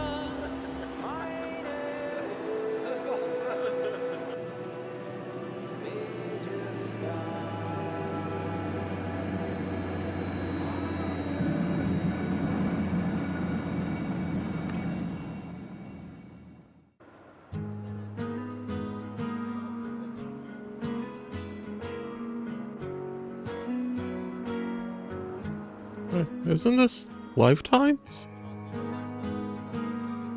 Certainly sounds like the instrumental track.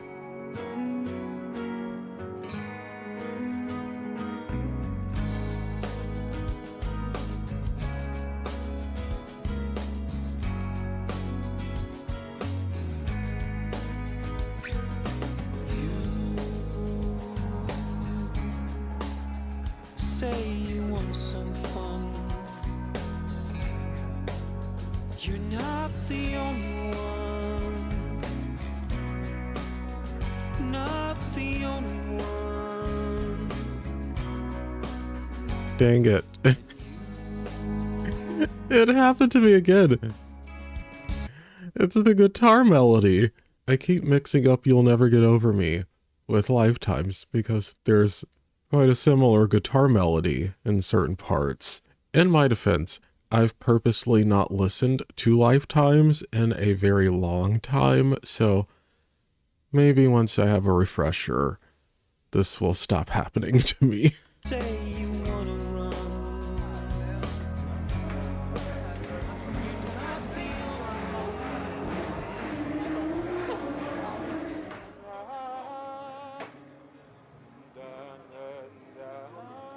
I don't have sound. Is it on? Du har den ikke plugga i?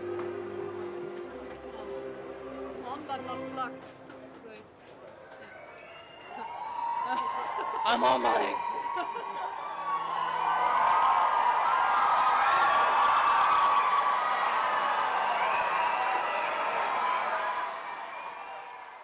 Okay, and this next one is called The After Party.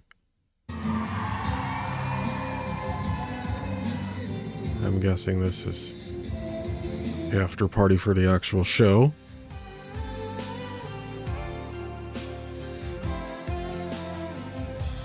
Her skin is like velvet. Her face cut from stone. Her eyes when she's smiling.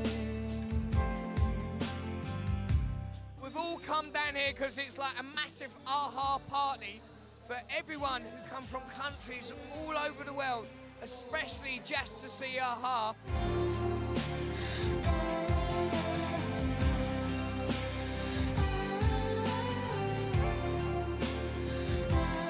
You know, Where have you come from? Portland, Oregon. And what are you doing here? I'm here to party with AHA, of course. What do you think? How much do you love AHA? I love them this much. You come from Japan just to see AHA, yeah? To see AHA. Yeah? Wow. How was it? Brilliant! I was straight in front of Magni the whole time, and Morton spent most of the time on that side of the stage. I just loved it, but I need to meet Morton. I've come all this way, it's my only chance. I have to meet him and have my photo with him. But oh no, here they come. my question is, how much were those plane tickets?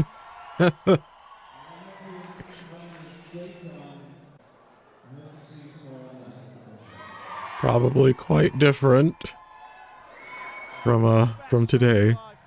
Yeah, absolutely unbelievable. How long have you loved AHA for? 16 years. How did you find tonight? Was it blinding? Oh yeah, definitely. And I'm not a major AHA fan, he is, but it was, wow. What was it like for you in there? Pretty intense. At home, you wouldn't have got the seriousness of the fans for AHA, but here, because it's their band, it was just electric. It was really good. And what happened to you 3 songs in? I passed out because I'm a girl. Look! We've found our Saudi Arabia fan. She's back. Whoa! How was the concert tonight? It was A-okay, very, very good. What was so good about it? Morton throwing water at us. It felt good. That wasn't water, honey. That was excitement. Her touch would be tender. Almost lost my train of thought. What I was going to say is, I did notice get a room, people. Sorry. I'm projecting. What I did notice is that there's there seemed to be a very diverse group of people in the audience, which I honestly did not expect, but what a pleasant surprise. Brazil! Brazil! Ah! Football! Oh, that guy.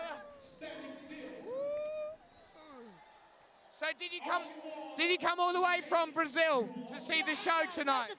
Just her. I love her. There is 15 years that I follow her.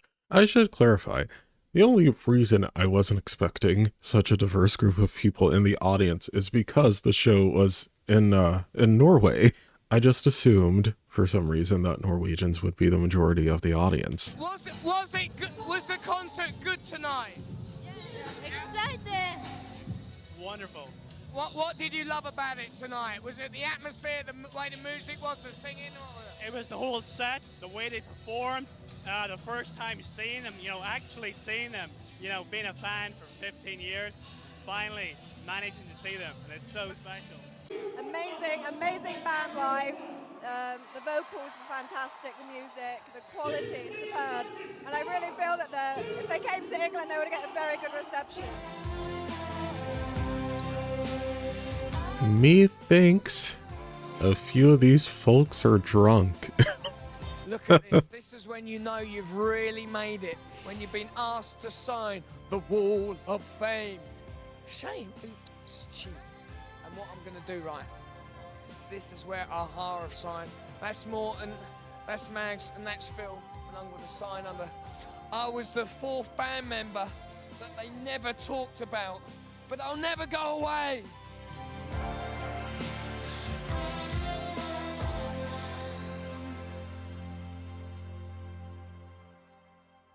Okay, next up we have Backstage with AHA.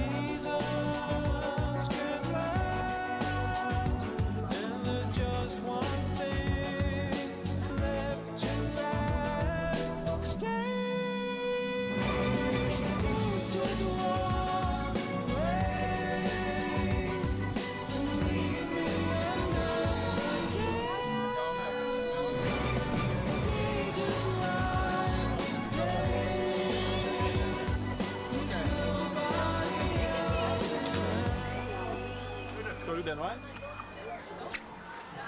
Jeg går den veien, jeg.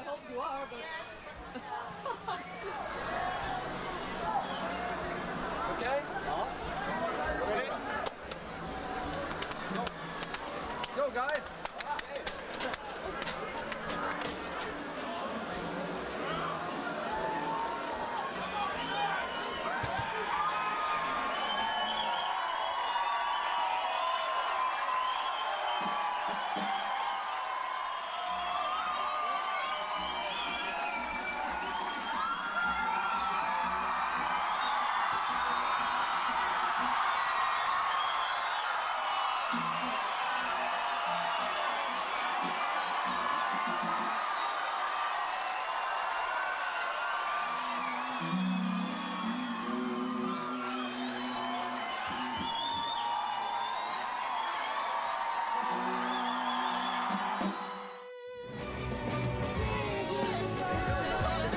I must admit, it took me a second to realize this was a different show. I was just about to ask, how did Paul and Mags have a wardrobe change without me noticing?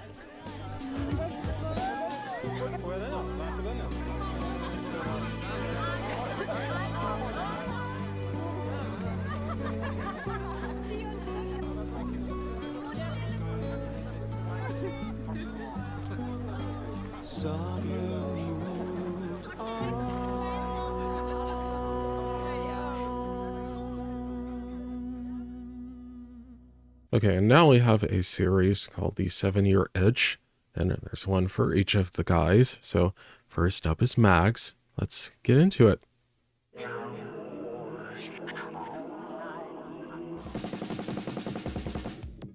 In 1994, after quitting AHA, Magna Fuhrer-Holman poured all his energies into art and film music. Magna Fuhrer-Holman. Okay, well, that is the first time I've heard his full name pronounced. Oh, what a joy it is to have that reference. Magna started exhibiting art in 1989. Energised by his newfound freedom after leaving the band, he kept a high tempo, with an excess of 25 solo exhibitions in Norway and Europe. Wow.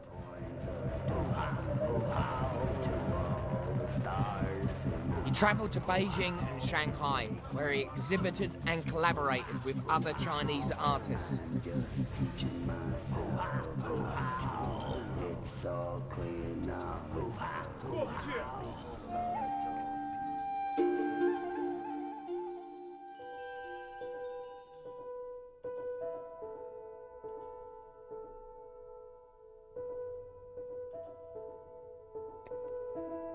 Those are stunning.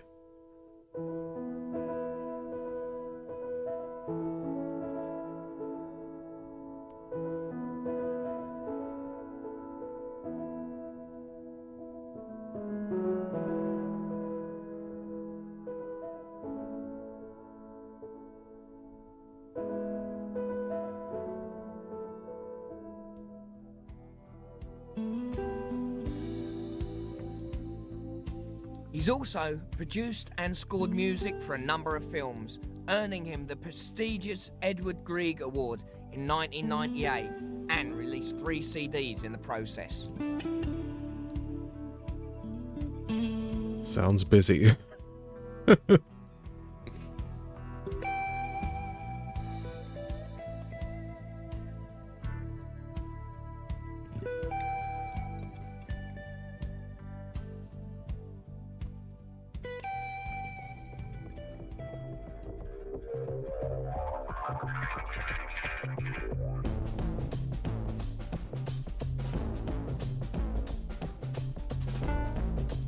As an artist, Magna uses many different mediums, ranging from sound and video to glass mosaics, ceramics, sculptural work and painting, especially graphic art, perhaps most notably woodcuts, etchings and monotypes.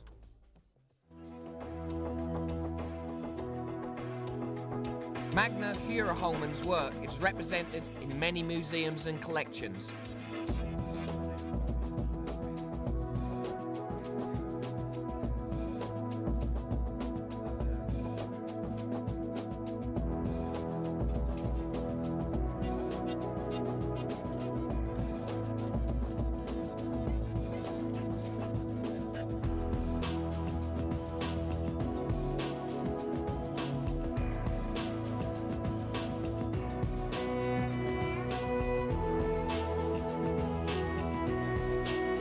Honestly, I could watch like a 10-hour slideshow of this art paired with this music. That was very satisfying.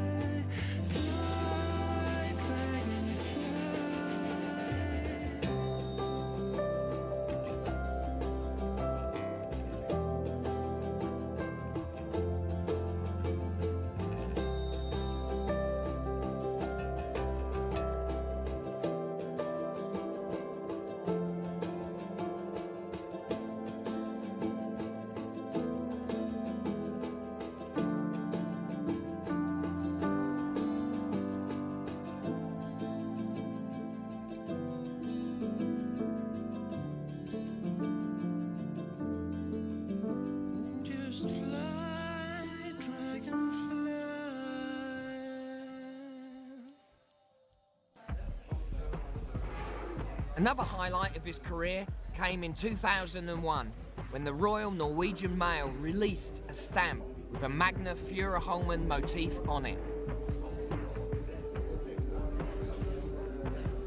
I'm still recovering from that song. Oof, that was haunting.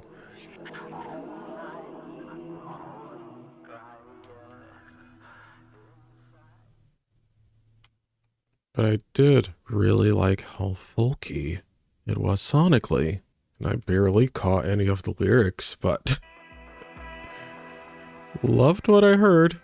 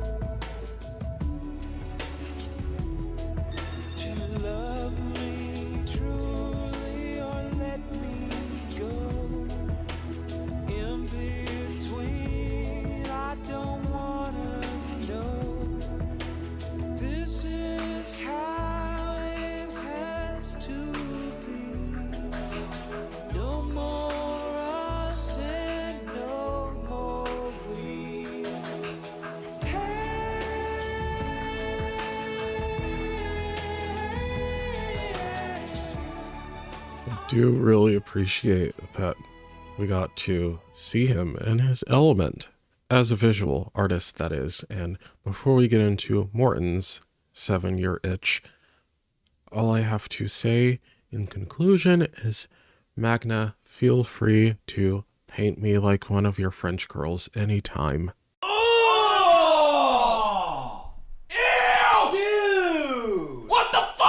I hope at least one person laughed at that. I was holding on to that one for like the past 4 minutes. So, yeah, okay. Moving on. Sleep, I love sleep. I look up at the sky. Returning from its deep. There seems to be 2 parallel lines running through Morton's life. And there's no prizes, I guess, in the first one, which is music. Like the other members of a-ha, Morton has continued his creativity through a solo career. His pop album, Wild Seed, was a major hit in Norway in 1995, selling more than 160,000 copies. It's also gone platinum in my house. There are ways of life you never understood. It's right here, downtown Hollywood. It's afternoon at Sunset Boulevard. I got a stolen moment trying hard to write a kind of Christmas card.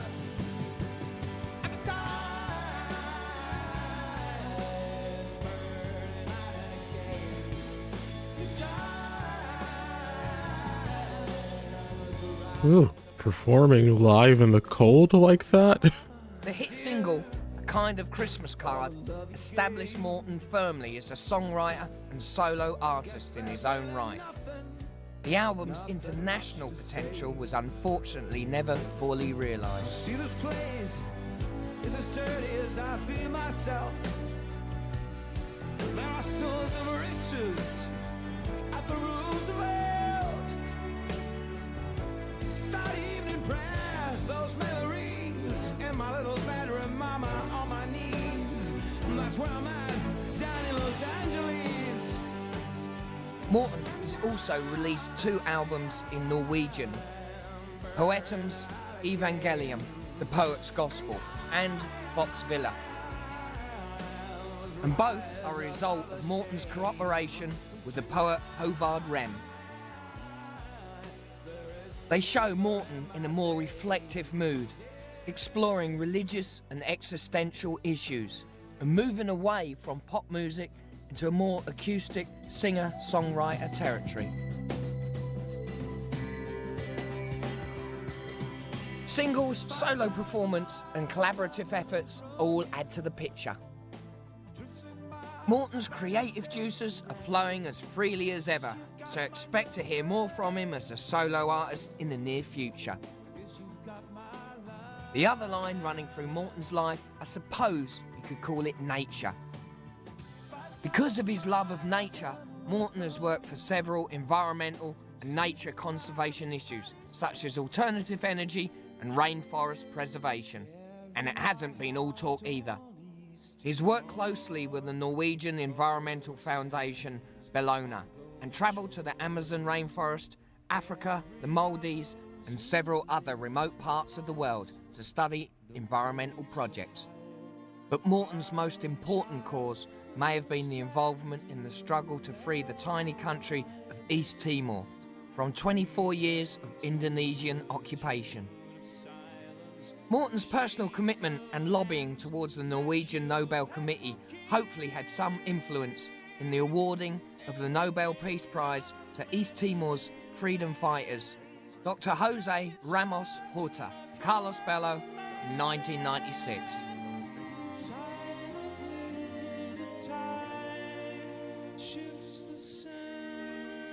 And in 1999, East Timor finally was granted its independence.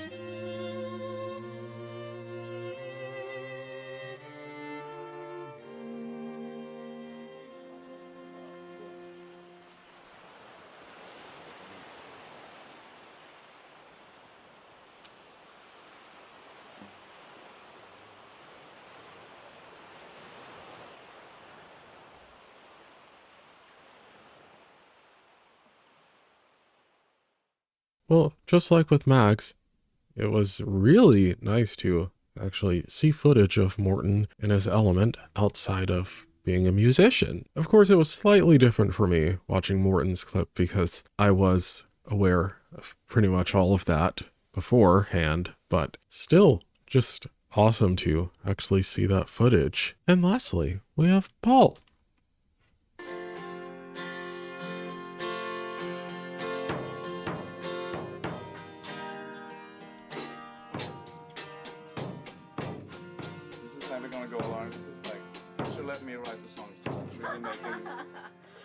When you write the songs, it's something. Songs are hits. I don't know. It's just some weird. They're very good, but they're like it's like something. Okay, now I'm into it. Go ahead. Ready? 1, 2, 1, 2, 3.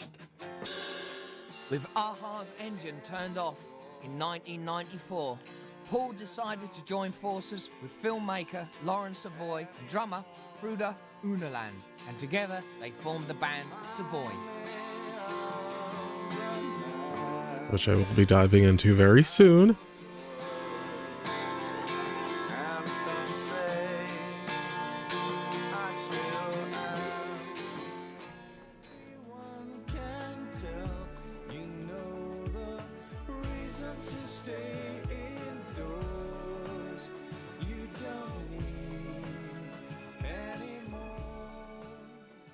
Frustrated with the way that Aha was functioning at the time, Paul was looking for a leaner and hungrier outfit into which to channel his musical output. Paul shared with Lauren strong wish to gain hands-on control over every aspect of the creative process, from engineering, producing the music, to directing the videos and making the CD sleeves. Paul has, with Savoy, released 3 albums so far. Mary is Coming, Lackluster Me, and Mountains of Time. And with these, received the best critical acclaim of his career. Savoy are in the process of finishing their 4th album, called Reasons to Stay Indoors. Lackluster Me and Reasons to Stay Indoors. Sounds like something I would have written.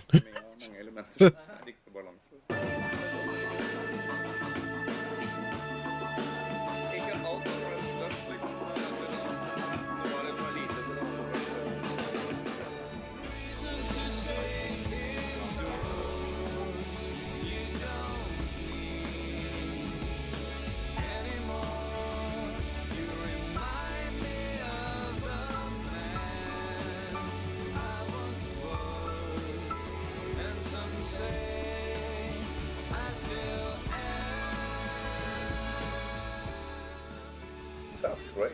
Very nice. It's, if anything, I wanted it to start small and get big, and now it's big, and I really want that. I want it to get to the way it is now at the end, but I want it to be a lot smaller all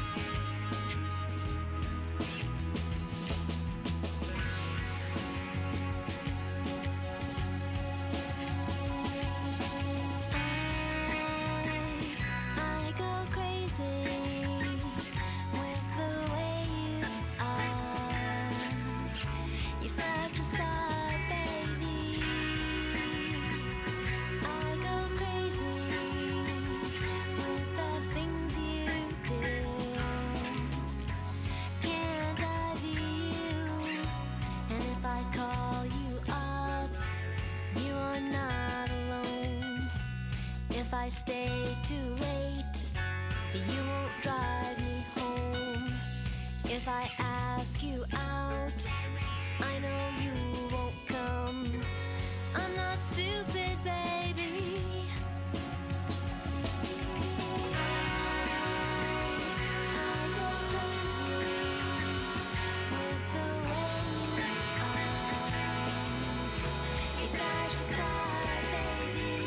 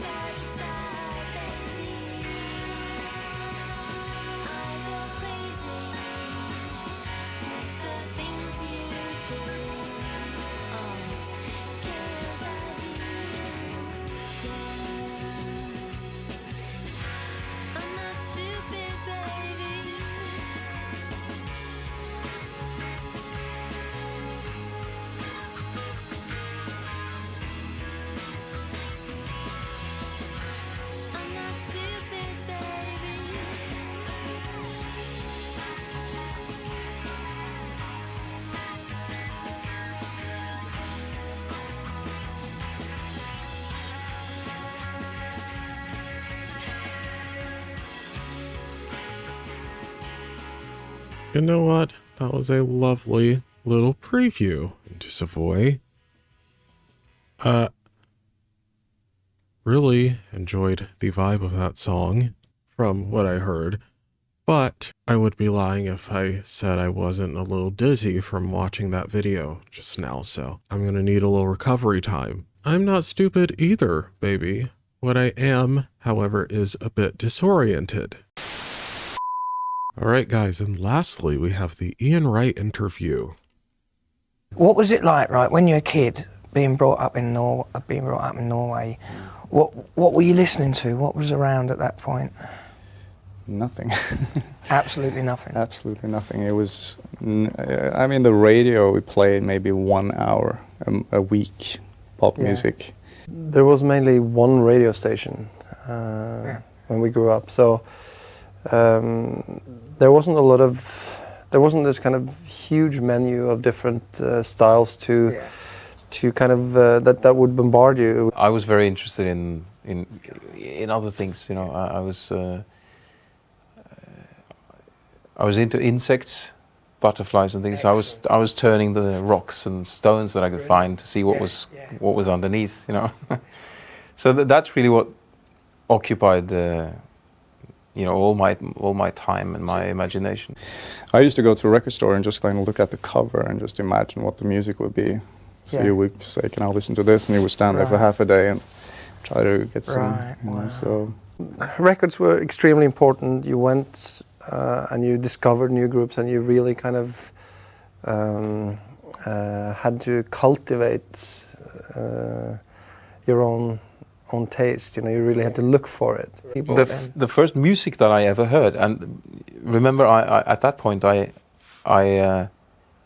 know nothing at all. Yeah. I know the piano, and I don't listen to the radio or anything. You know, and then excellent. It's going to be really embarrassing. Isn't it? A cousin of mine, has been to England, and he comes back with an album. Don't blame it on us. And then he comes back with an album by Uriah Heep. This is in 70. Fantastic. 74, I think. Yeah, brilliant. And it knocks me completely out, you know. Yeah. I mean, the first record I really listened to was their kind of Burt Bacharach stuff, you know. Yeah. And then, I mean, Henrik's also one of the first albums I bought. So right, yeah. Steppenwolf and Henrik's. And so I kind of got the 60s a little later. Yeah. The first that I remember very clearly was a purple Jimi Hendrix kind of compilation record. Wow. That was like music kind of opened up then and became a complete obsession. You know, the unfortunate thing is I cannot remember for the life of me what the first album I listened to in its entirety is. I have no idea. Then again, I grew up in a very musical family. Well, okay, kind of a musical family, but more so a family of music lovers. So quite different from their experience, but yeah, still cannot remember the first album I listened to on my own in its entirety. I decided to make a band, and at that point I don't know there are any other bands in Norway, and I was thinking to myself that it's strange. I mean, this is so exciting. How come no one's ever thought of doing this in Norway? You know, of course there were hundreds of bands just outside my door. How young were you when you thought, "No, I'm going to get in a band. I'm going to make it as a career, or going to just see if I can do it"? Yeah, I don't know. It just the writing always came sort of easy to me. You know, it was really. I met the sort of local rival band down the road, and it was only when I met them that I realized I wrote songs too.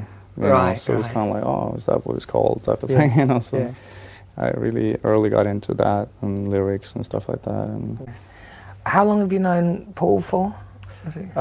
Since we were 12 and 11, I think. Right. Wow. And that's just, so it's like schoolmate. Yeah. Well, we were different levels in school, but we used to live very, very close to each other, He was basically a neighbor. He just lived like 2-3 houses down. Yeah.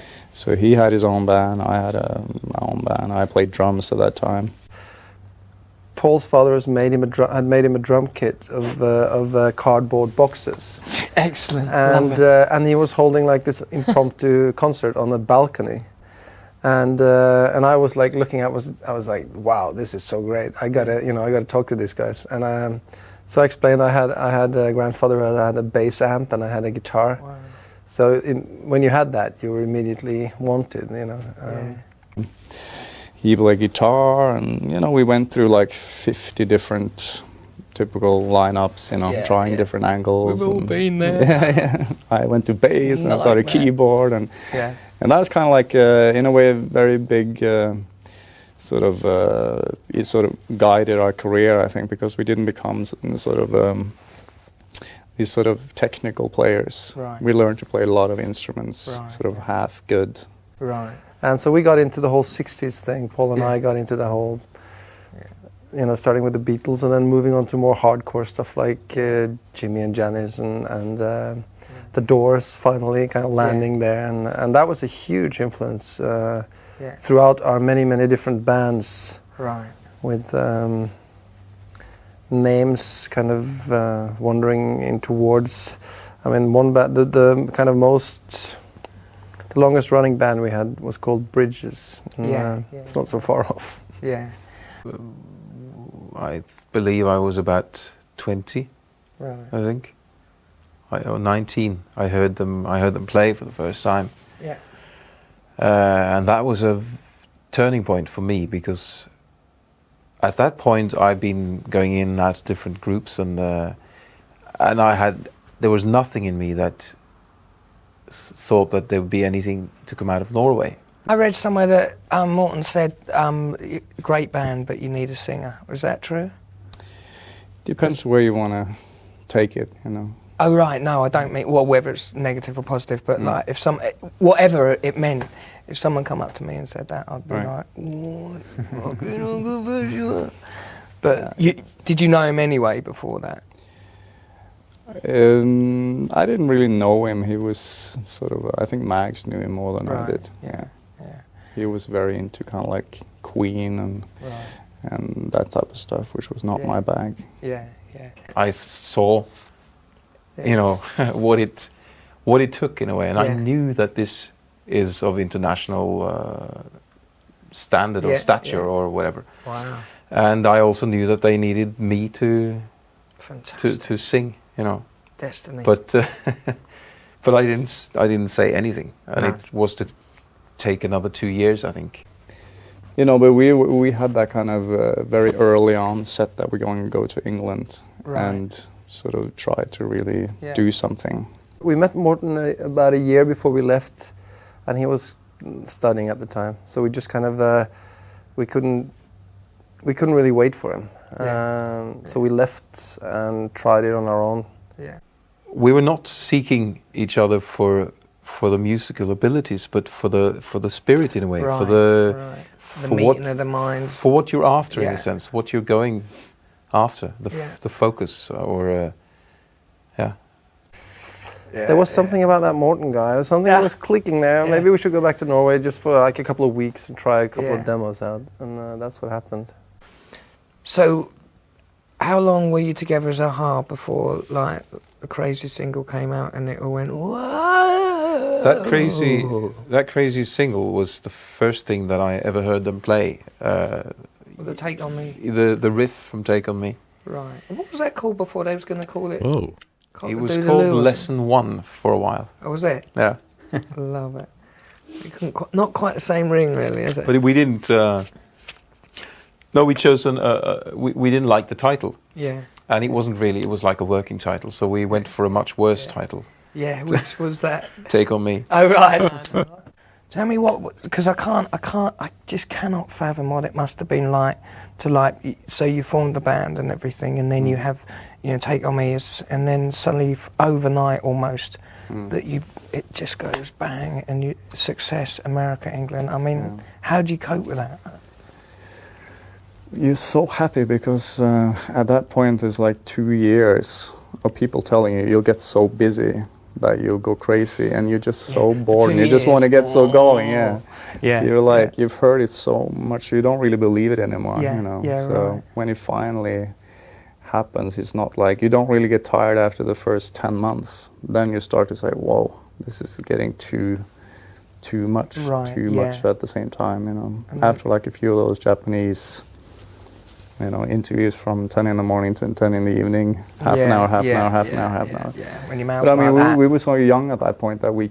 I still very stuck on the Take On Me riff being the first thing Morten heard them play. I mean, talk about setting the tone. We could go for a long time without getting, you know.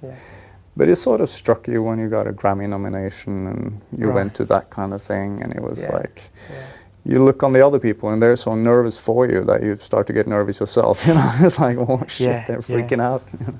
I don't know if I did cope with it. I mean, I pretended I was coping with it, and I kept the act going for a long time, but eventually it was kind inside of going, oh. Yeah, it was kind of panicky for a long time. I think most of the stuff that happened since the breakup of the band was due to the fact that you were still kind of suffering the shockwaves of the first round. All of a sudden, your whole life is evolved around a security guard, you know, and he's looking after you, and he ends up brushing your teeth in the end. You go in and out of airports and hotels, and you very quickly you stop using the lobby, the main entrance. You just go through the back doors of everything, and there's no time really to digest things and to find out whether you're doing the right thing even. Right. So you know. But we start to, after 6 months of this, we are really starting to wear, and and we're not happy about what we're doing because it's about nothing, the whole thing, you know. So that in the end hit us very hard. What do you mean? How long in did that hit you hard? At that point, after 6 months, we were really completely exhausted and drained and fed up. With doing nothing. We were not being a band. We were not really, you know, we were just not popping around. And no outlet, you know. Nothing. So all you do is pose for pictures or not pose or whatever, whichever. What's the sort of weirdest small place? Like I can imagine you turning up in the middle of Lebanon Alice Springs. was up Lebanon, there. Really? Wow. Well, that must have been. That was in Beirut, and I think they've built up a lot of that stuff now, but it was totally shot to bits. Bullet you know, holes everywhere. And you know, your hotel room had like sprays of bullet holes, and I remember on stage, you know, Mags was standing over here, and above him was a big hole filled in with concrete, which was a grenade hole. And they weren't quite sure whether that was going to come out with all the sounds starting to. You see that so he kind of moved back like 10 paces on that stage. He was like, where did he go? We changed something as well in Norway. We changed, I don't know, maybe it would have changed without us too, but I think with us, the kind of excuse disappeared a little bit, that you couldn't make it as a Norwegian act. And then all of a sudden, everybody who had a record contract was going to be the biggest thing since sliced bread. And of course that didn't happen either. So I think, but there was definitely an attitude change through the 80s. I imagine that it must be a freak out and hard to deal with like friends and family, because obviously they've known you as a kid, and to you you're just like, oh, Johnny Block's around the corner who's in a bit of a band, and suddenly there you are. How was that? That must have been quite hard, no? Yeah, because they probably changed more than we do, you know. So. And you find that a little bit embarrassing because you don't feel that different. It's obviously cool with success and stuff like that, but it looks obviously much more glamorous and much more everything from the outside, you know. So you try to, being Norwegian, you try to kind of go to tone it down. But I mean, looking back, we did a lot of sort of very few bands get to be a part of. You know, there was a success there that was rare in this business. So, what was touring like? I mean, especially in those first years, that must have been. Was it? I have heard the same thing from so many They're artists. The family ends up changing more than the artist does, which is unfortunate, but I can absolutely see how that happens. Like that mad rock and roll stories that people talk about, like, was that the same for a-ha as well? Not really. I remember we had a press conference in Piccadilly just before we went on the world tour, and I remember looking out, and there was this crowd of people blocking all of Piccadilly Circus, and of course the English policemen with a very kind of characteristic uniforms. Yeah. And I remember thinking for one split second, wow, this really happened, you know, in a strange way. But from then on, us touring kind of was, I don't know. I never really allowed myself to be. I was kind of too enclosed when we were touring in the first rounds. I wasn't really digging it, you know. I had too much kind of things that I wanted to have different, or I wasn't happy with my own performances or with the band's status. There was so many things that you worried about that's changed now. Now it's more like you really you appreciate how much fun it can be, and you really want it to be the best it can be, and you feel more relaxed, more self-assured, and I think that, you know, that sort of makes it easier on the audience too. Yeah. And to begin with, we were relying on sequences and a lot of things like that. And we, you know, I don't even know what we sounded like because we were probably horrible. Have you ever forgot your words on stage to a song? Have you ever gone? Always. Do you? Yeah. And how do you buffle out of it? The best thing is to fall asleep right away when you go on stage, because then you do it instinctively. The moment you wake up is the dangerous part, you know. Right. So when you... No, I'm kind of kidding, but it's what happens. You invariably you end up on autopilot when you've toured for a while. Yeah, of course. And it's when you wake up, you sort of pull yourself out of those. That's when you're, whoops, where am I? You know. It's a strange thing, because it doesn't mean that you're not. It doesn't mean you're not there, but you're there in a kind of in a different room somehow. You know, I've never heard it put that way, but it makes total sense to me, especially when it comes to being a huge pop act. Running on autopilot probably is the safest option, especially when you're building up momentum like that so quickly. Very quickly to the kind of status that we were given. I moved back to Norway in '92, and I guess it was to try to find the country that I had left behind more than... I don't know that it... I'm sure people changed drastically, but I sort of spent a few years trying to hang out with the same people that before I left, and try to kind of be very insular about my life. But in the end, you know, you just kind of have to... You have to a certain degree, just accept that things are different and just get on with it. It's not such a big deal. So then obviously came a little break, and you all sort of went your separate ways and done your own little thing. How did that break? Was that sort of little, I don't like you, or was it just like, it just felt it was time to like move along? I think our last album in '92, we didn't want to just do singles anymore. We wanted to make like more of an album, get into more of a playing. I think we kind of sensed that the '90s were coming. You know, we wanted to get down, get away all the reverb and all the sort of, you know, just to kind of simplify. You know? And that is a hard one to change that much in the climate. You know, it's hard to bring all your fans with you. Yes. Yeah. And and I think for me, I was totally happy with that. But I think a-ha is sort of based around having a certain amount of success. You know, that's how we started, and I think it's hard for us to kind of to go that route.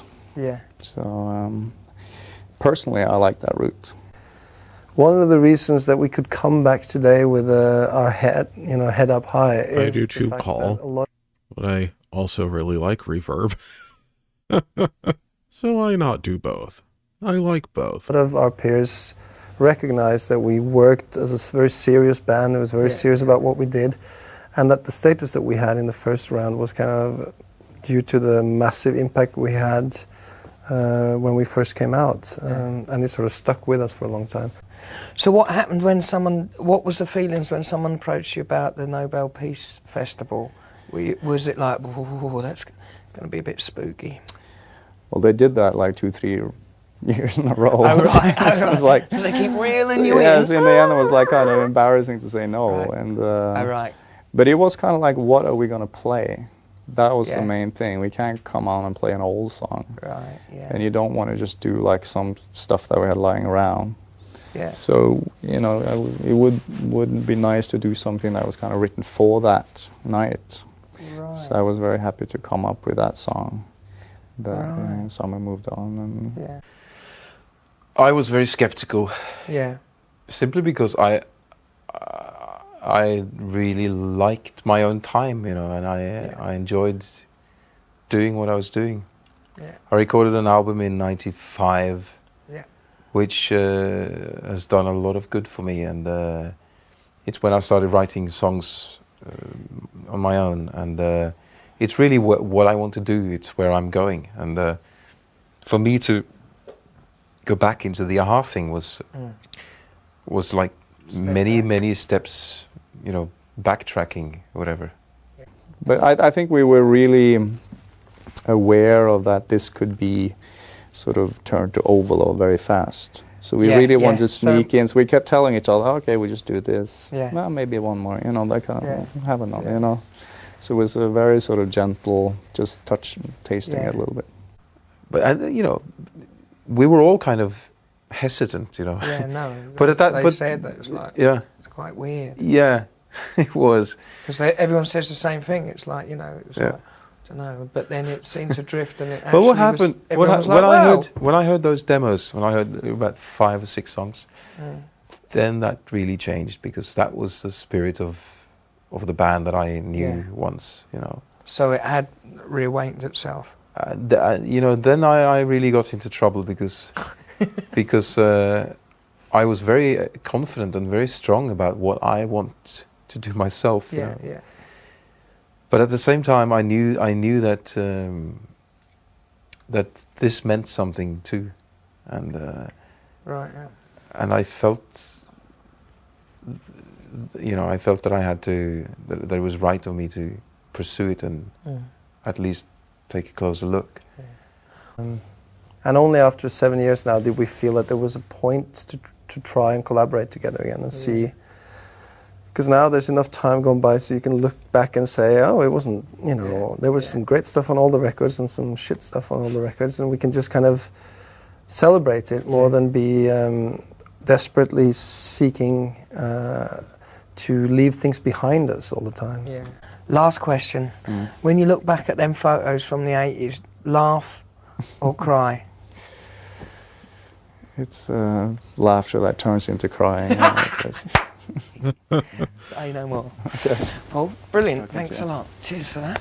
I'm actually so glad that was included as a DVD extra, because that was quite a fascinating watch for me personally. Keeping in mind, that's like the second or third interview of them as AHA that I've watched. And my biggest takeaway is nothing new. It's that I will probably always be very fascinated by their dynamic as a group. What I got from watching that interview just now is that they are 3 very independent, capable individuals as people and musicians, and it seems they all enjoy having complete control over what they do as solo artists, or, you know, in their endeavors outside of AHA, but it's the greatest coincidence ever that they just happen to make magic together as well. And Morten saying clear as day that he loved what he was doing as a solo artist in the mid to late 90s, but the music lured him back in. Yeah, that says it all. And I guess next up is Rock AM Ring, then Lifelines, the album. Unless I'm missing something, but you guys always help me out with that. Let me know what you thought of the concert and the DVD extras, and what you'd like me to check out next. That's all for this one though. Until next time.